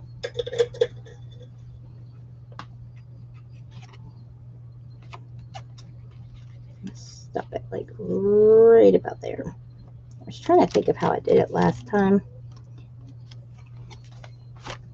Only made like one other book with that headband in it, and I can't ever remember how I do that stuff. I just look at it and kind of figure it out. I don't really watch, or I go ask my daughter because she's the one who taught me how to make books in the first place.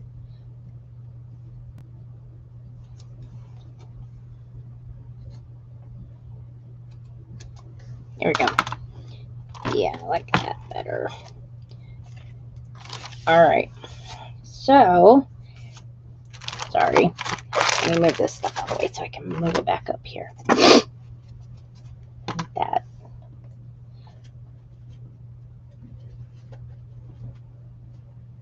Yeah. Oh, I question myself all the time when I'm doing that.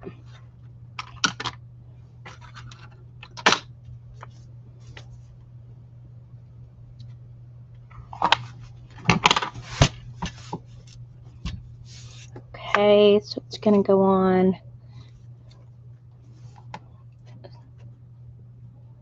just like that. Yep.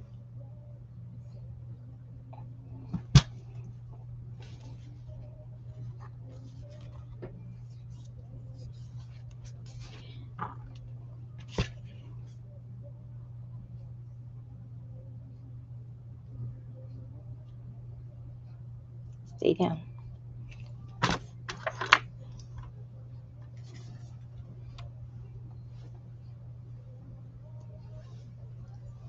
All right.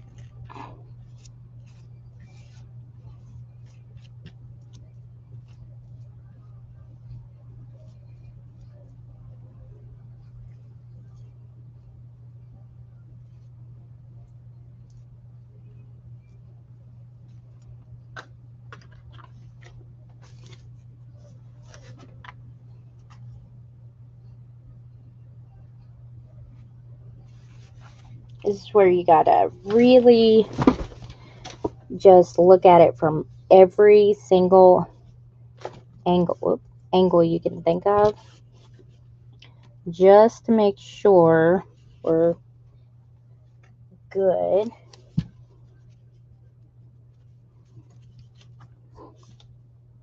Okay, that seems to be right on the money.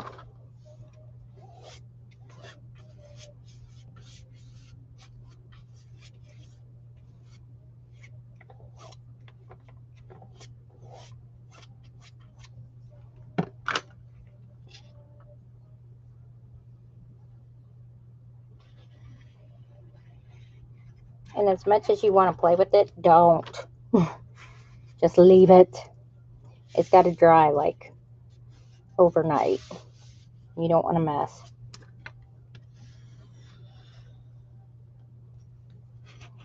I'm just going in the page here. You want to kind of, let me see if I can turn it around and do it. You kind of want to push the bone fold, or whatever, right in there, because that really, really helps.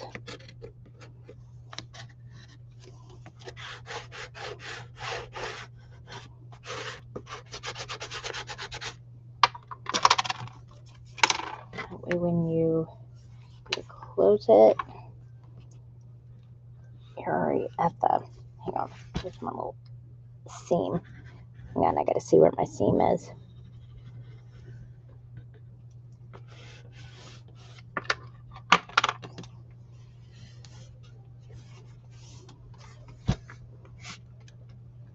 And some people will stick it back in the press even afterwards, after you get it all in there, to kind of help with that.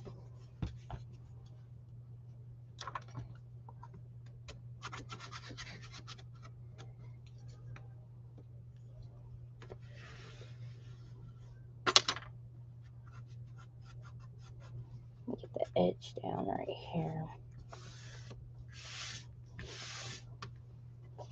Imagine doing this like all day, every day. Be crazy. Like back in the old days, olden times.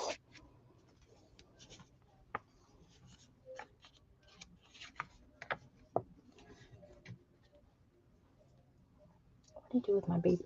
Oh, I threw it over there.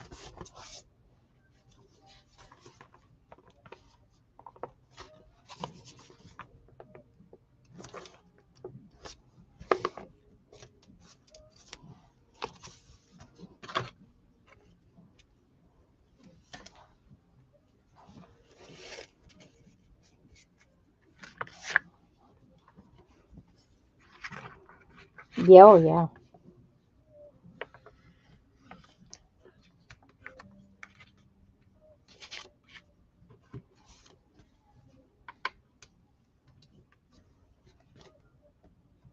Exactly, when they cared. Nobody appreciates the simple things anymore like that. Seems like that.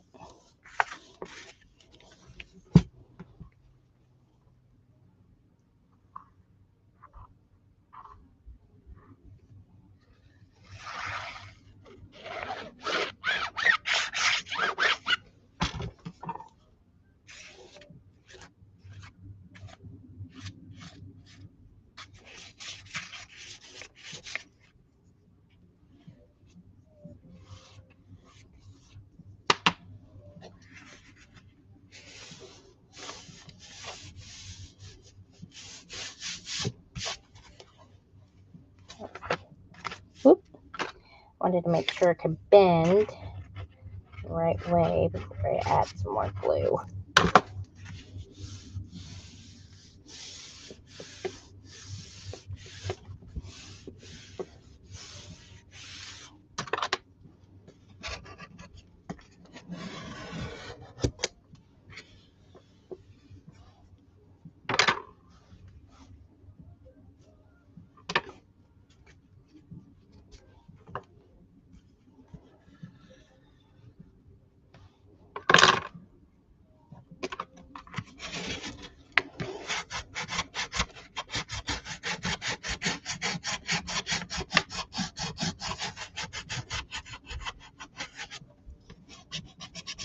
$4 o'clock. Look at that. Almost done.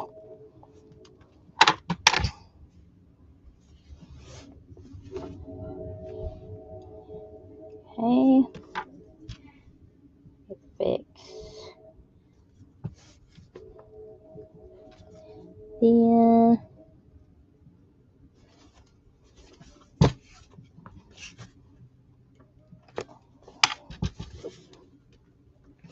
I'm rough with these books. I like to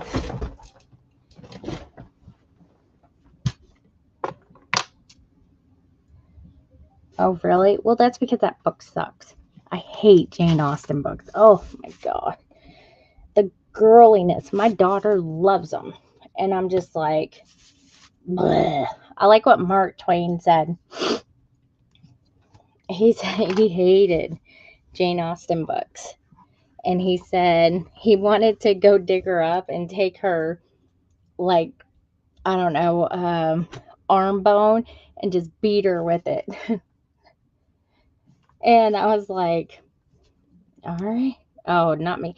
See, to me, they're all kind of like, it's like watching a Hallmark movie. They're all kind of the same premise, and it's like got the silly girls in it doing silly stuff, to men. I love you. I don't. And I'm just, we had to watch all that and read the books when I was in high school, like Sense and Sensibility, Pride and Prejudice. And I'm like, oh, my English teacher was like, what's wrong? You don't like it? And I was like, no.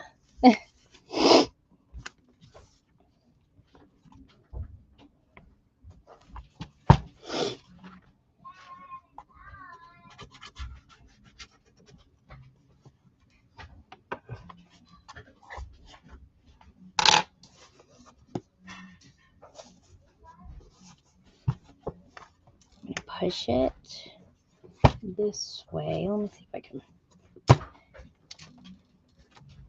get it in there. See, we want it to get pushed up against there. I may take some, what do you call that? Distress oxide or something, and ink. Kind of do that just a little bit vintagey.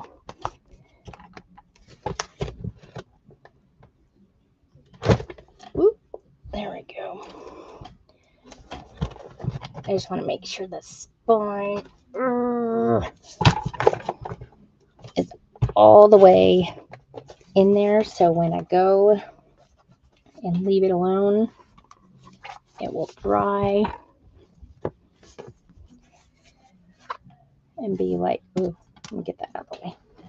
Normal, but all right, let me find, while this is going, I'm going to find some book corners and some ribbon, and then I'll leave it alone so it can get all sticky. Oh, do you hear Ruby? Book corners, I'm definitely got to do antique color.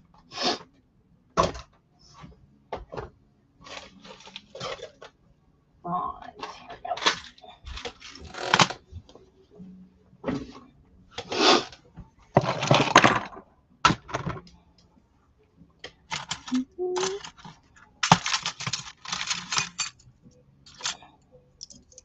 That's a good size.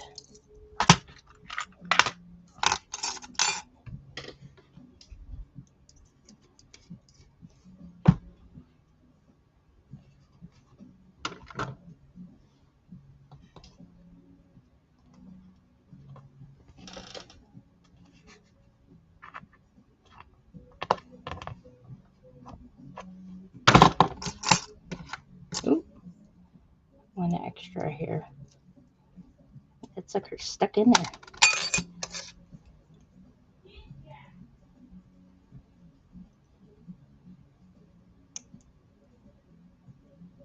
Oh, I cannot get that out.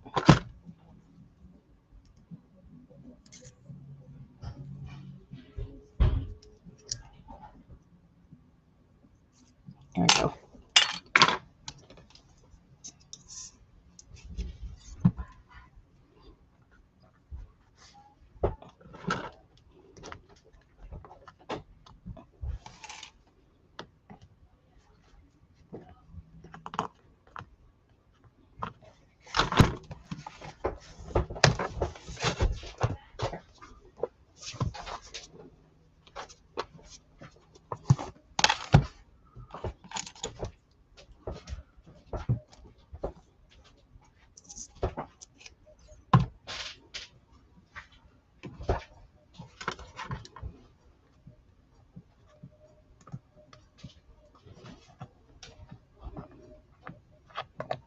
And then I'll probably put it back in the musher after I get everything on it.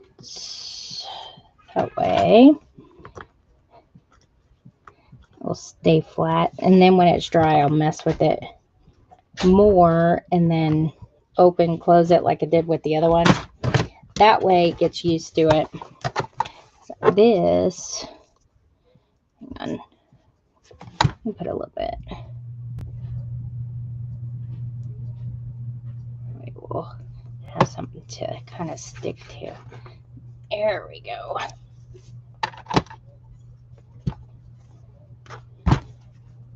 Usually what I did, I think with that one, is I stuck it on its side, kind of like this, while it was in the press afterwards. So that way, gravity would take its toll and it would just, you know, squish to the book like that, you know, which is what we're going for.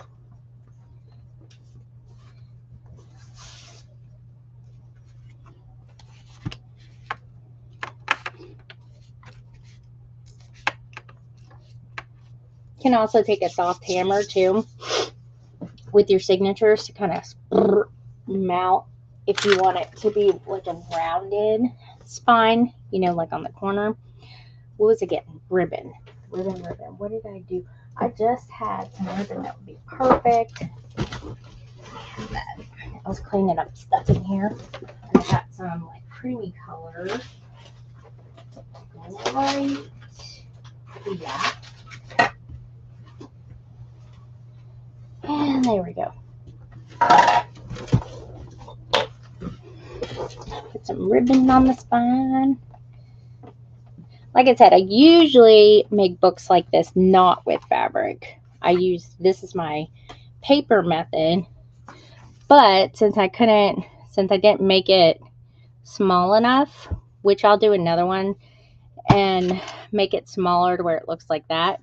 Actually, I can use these. I'll just use the ones that these I just found, and I'll just do a smaller one. That'll work. Like I said, there's multiple ways to make a book and bind a book. You find whatever method works for you. And if you mess up or something like that, just sit there and use it. Don't ever throw your stuff away. When I hear people throwing their stuff away, I'm like, why? You don't throw stuff away.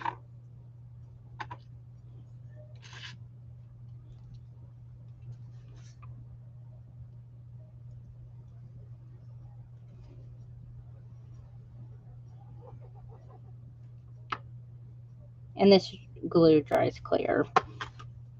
I had somebody about come unhinged on me one time. They were like, oh my god, now you're going to do the white glue. And I was like, no, I'm not. It dries clear. It's okay.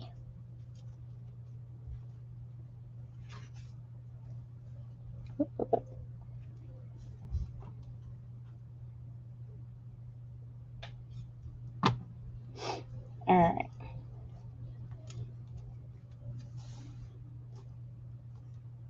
I'll trim that up here in just a second.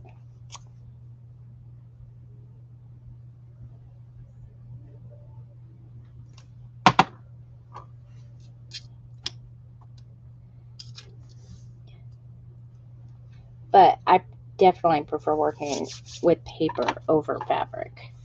It's a lot easier.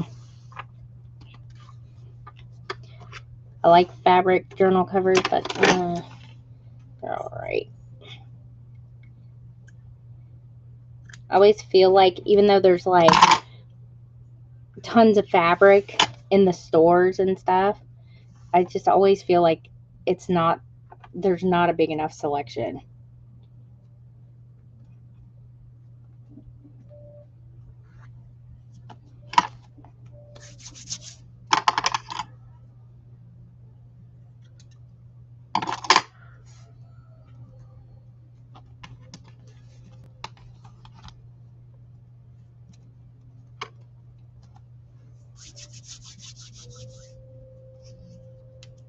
Yeah, see, that's okay. I've done that before. I've done like paper, and then I've done like a mesh see-through type thing onto like over the cover.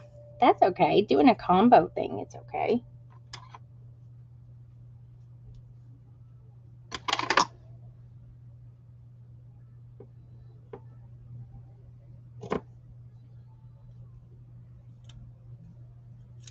It doesn't have to be strictly paper, strictly fabric. Although I will say that I definitely like the way fabric, or like my fabric ribbon, crochet ribbon sticks to paper a lot quicker than it does fabric. I have to use this fabric to fabric adhesive probably, which it will take a little bit more time to dry because it is fabric. Whoop.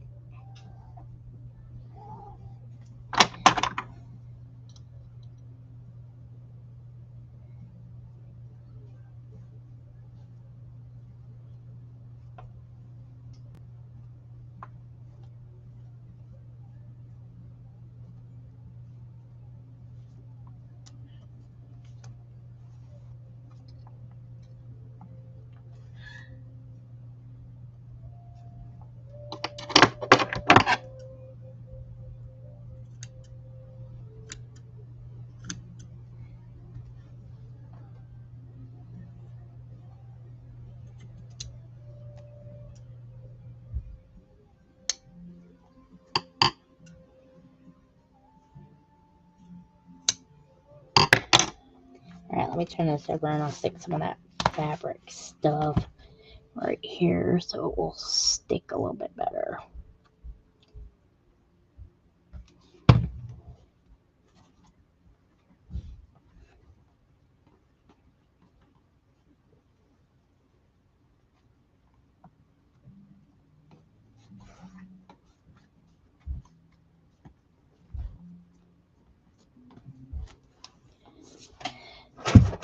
Alright.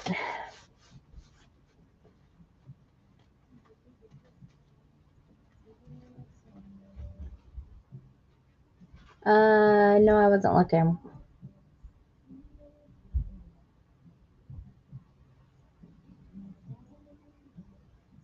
Where it goes inside. What goes inside?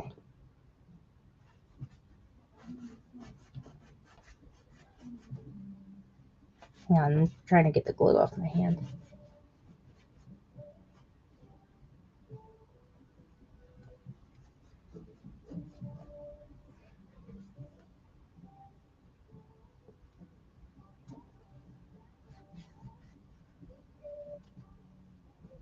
The holder?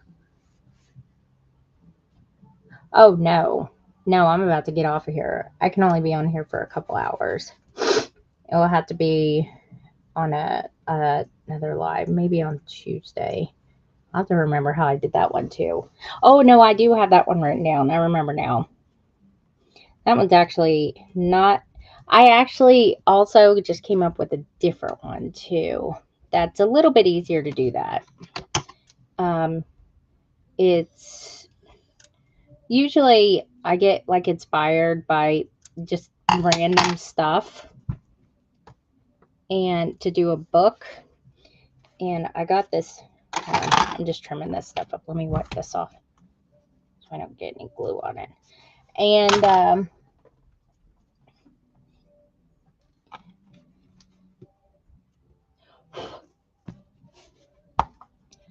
that way I have one that is a pull-out book, so I can goes in a box and it has a thing that you pull and it comes out. All right, let me push this back in there. All right, so I'm gonna have to set this, get something to...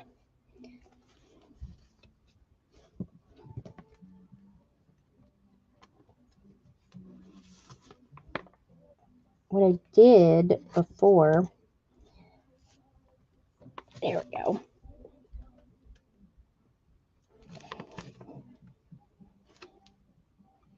I had something before. I had it set up like this, and then I put something heavy on top of it, but I don't remember what it was because it was like last year when I did this.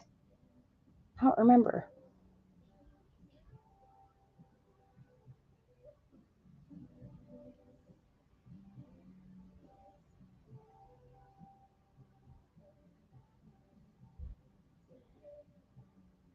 Oh, the box part? Oh, that's easy. That's easier than making the book. Actually, that's one reason why I made the book that size is because I made the box first. I don't know why I made the box first. I can't remember. But I'm trying to think of what my thinking was. I don't know. I don't remember why I did that. But anyway, so I made the box first. And it was going to be used for something else. It wasn't going to be used for a book. I don't remember what the heck it was because then I got distracted and I was like, ooh, I could put a book in here. So that's kind of like what I did. And try to accelerate the drying process a little bit.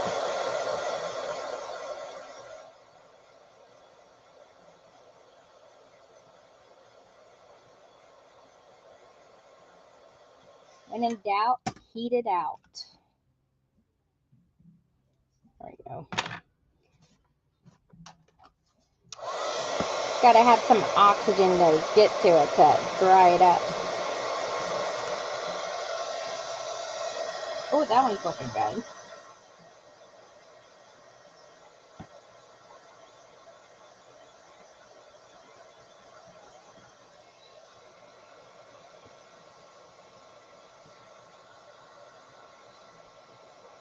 we go. Sometimes adding a little bit of heat to it helps.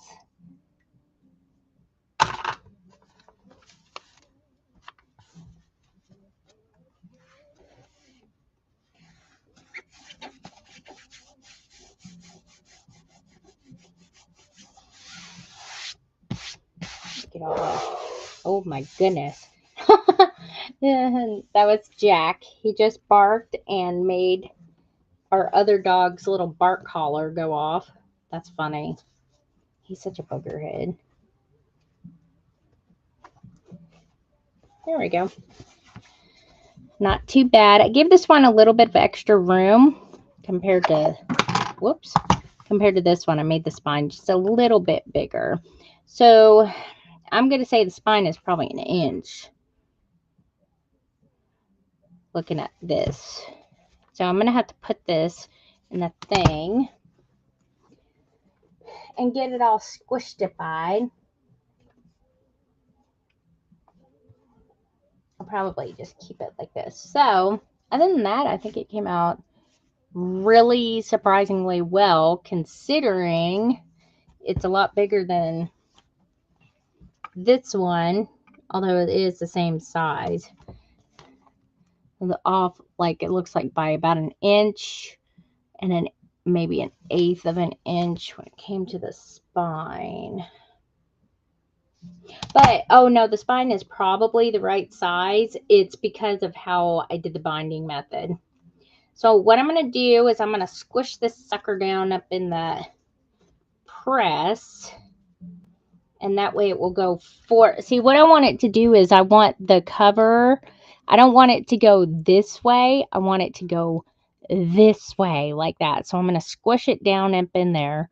So it does that. It squishes it.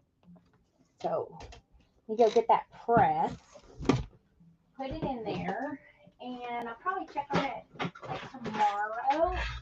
And if it should be dry by tomorrow, I would assume, and right. And then I could sit there and just go over little spots that I need to or anything like that. Not that big a deal. So yes, we want it to go. Let me push it back in there. In the meantime, I've been working on some digitals and stuff. Oops.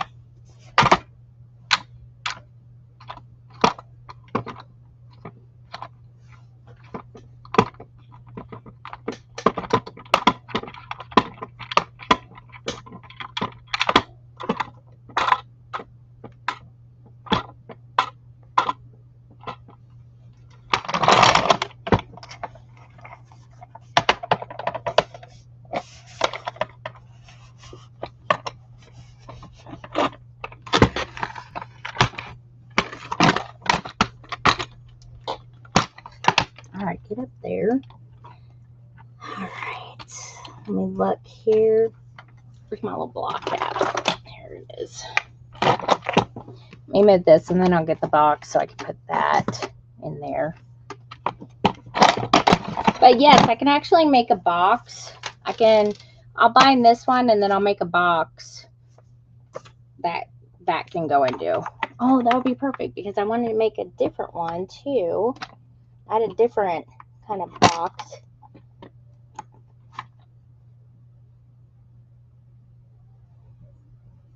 Okay, that's the way I want it to. I'm going to hang the spine out just a teeny, so that way I could squish down.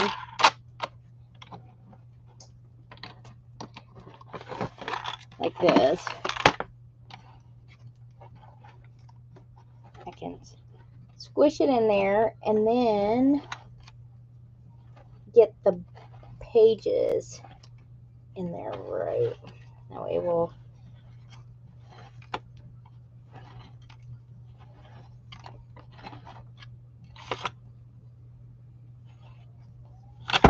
where's that?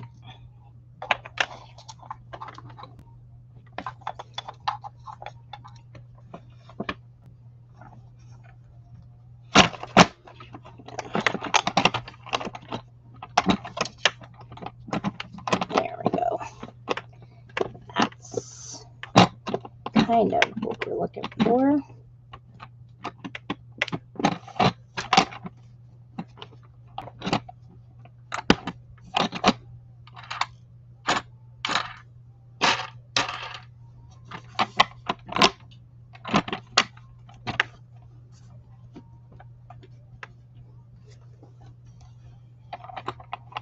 It's just the weight of it, I think, will be good enough. All right.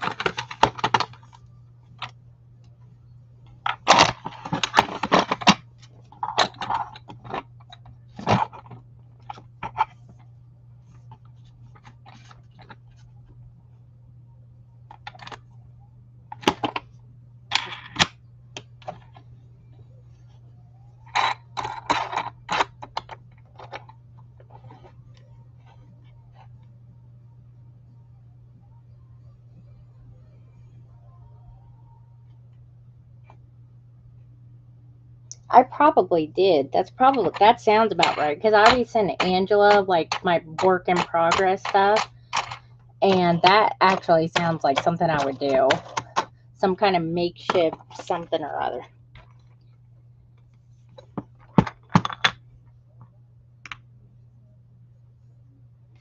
Alright, hang on. Push this down.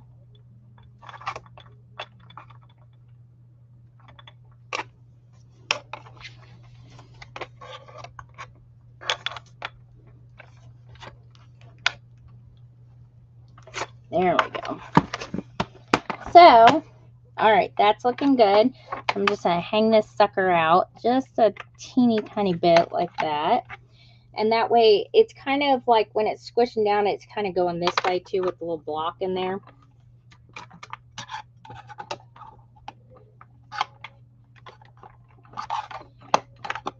Oh, I keep hitting the cover. Here we go. You know, and then I'm so impatient, so I'll probably be messing and checking to make sure it's drying okay. I'm going to stick it under here. Oh, I do have the magician book is under here. I'm trying to hide it from my daughter because she won't let me get rid of it. And my husband kind of gave me an ultimatum that I have to get rid of some stuff because our entire house is covered with stuff I made. But I have the worst problem of letting go. And, oh gosh, there's this big behemoth. It's got to weigh like over 10 pounds. But it's right there. I had it under my desk. Let me find, what did I do with, oh, there it is. I also got Angela's resting place over here too, because I'm getting ready to send that to her. So yeah, there's the magician book under my desk hiding. It glows in the dark at night. There's Angela's little resting, let me see if I can get a hold of it, resting place. My pyramid explosion box. Now I didn't do the inside of it, and I'm not, so there's all my my marks because nobody looks at the inside anyway. And I made this on live. I think I did the whole thing on live, if I'm not mistaken. Yeah, I think I did.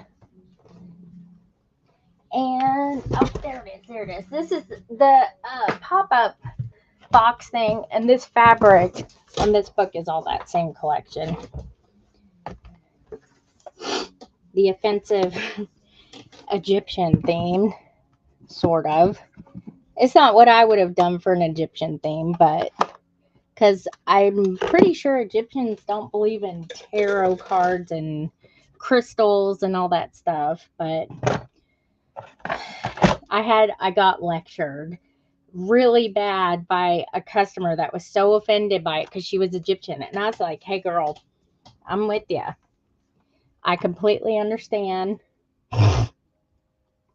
I didn't make the paper at all.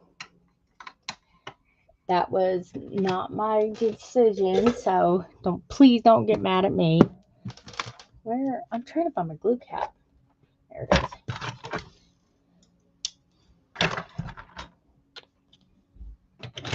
Okay, So yeah, there's Angela's final resting place that I'm gonna send you. And where does it go?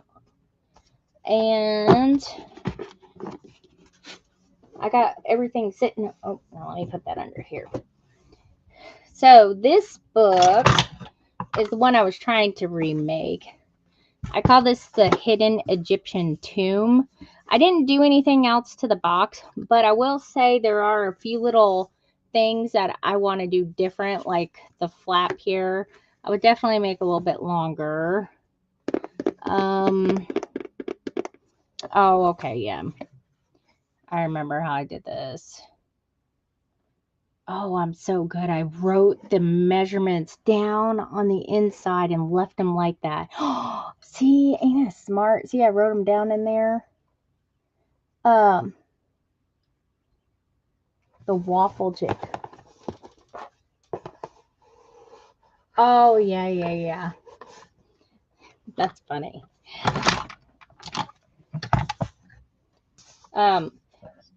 So then I made the book. I was trying to make like an Egyptian tomb resting place for this chick. So that way it goes down, and then I had it magnetic closed. You could, and like still put it up on a shelf and stuff like that. But, and then like when you want it to go up, it goes like this. It's actually not as hard as you think. Basically, when I built the box, I build everything out of chipboard and I wrap it in the paper. And that's what this is. So this part, the flat part here, is actually a book cover and spine.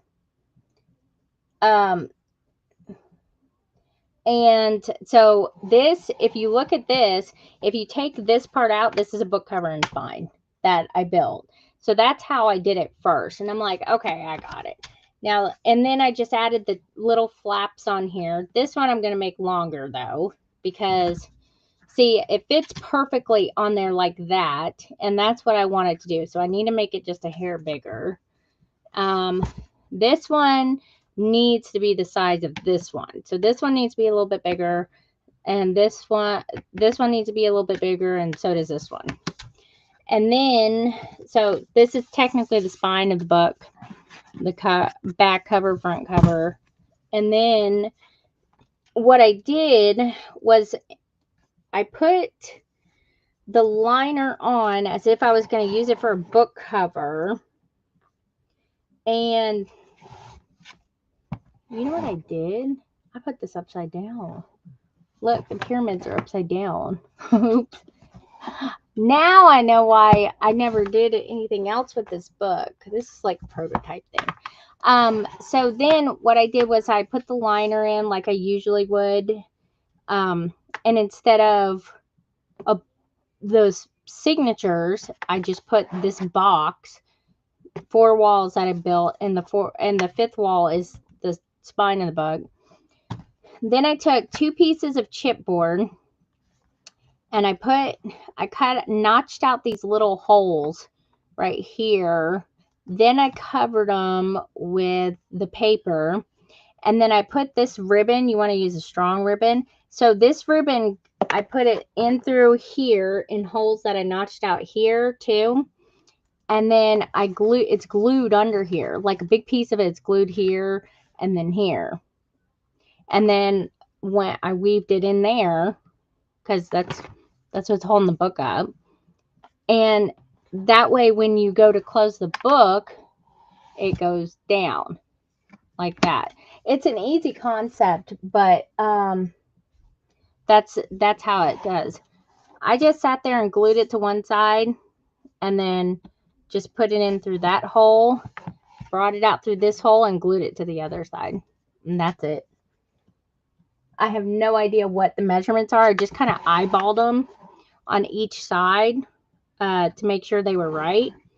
And I, probably did that like halfway, I would think, which you have to, yeah, this will be easy to do.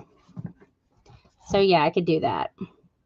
I'll build it around these signatures, because I think, if I'm not mistaken, This may be the correct size internally.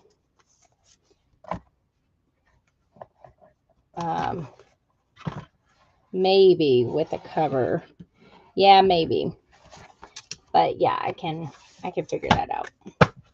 That's it. That's it. This is my bread and butter right here. I can do this. But the time consuming stuff for me is the tedious stuff. But yeah, that's easy. And I'll just make those little bit of changes. Just have to figure out what I'll do with this collection. The newer collection that's coming out right now, what was it called? Hidden Grove. I'm not sure if I'm going to do any projects with that. I just have not wanted to do any Stamperia type projects at the moment. For personal reasons, mostly because I'm working on doing other things and trying to launch off my own products. So I'll probably, if I do anything, I'll probably just be on lives. Unless I get a bug to create. And if I do create something, it's going to be non-Stamperia stuff, probably. So yeah. I will do my best to, well, let me see what make sure. That sounds like something burning. Let me see what is going on Tuesday. What is Tuesday? The 18th? Yeah, I think that should be fine. The following, not this week coming up, but the next week, the week of the 24th, we'll be on spring break. So if I go live on Tuesday, it may be a little bit earlier than 5 o'clock. And I don't think we have anything the 22nd or the 29th. The 5th, which these are all Saturdays. Ella has the ACTs, but I think she'll be home way before 2 o'clock anyway. So yeah, I think that'll be fine. I don't really have anything going on in April besides Easter, so, and that's like a month from now. Goodness gracious. I'm just checking my schedule here. And then, yeah, so that I always 5 p.m. Eastern time on Tuesdays, and then 2 p.m. Eastern time on Saturdays. I'd probably stick with that schedule. That seems to work.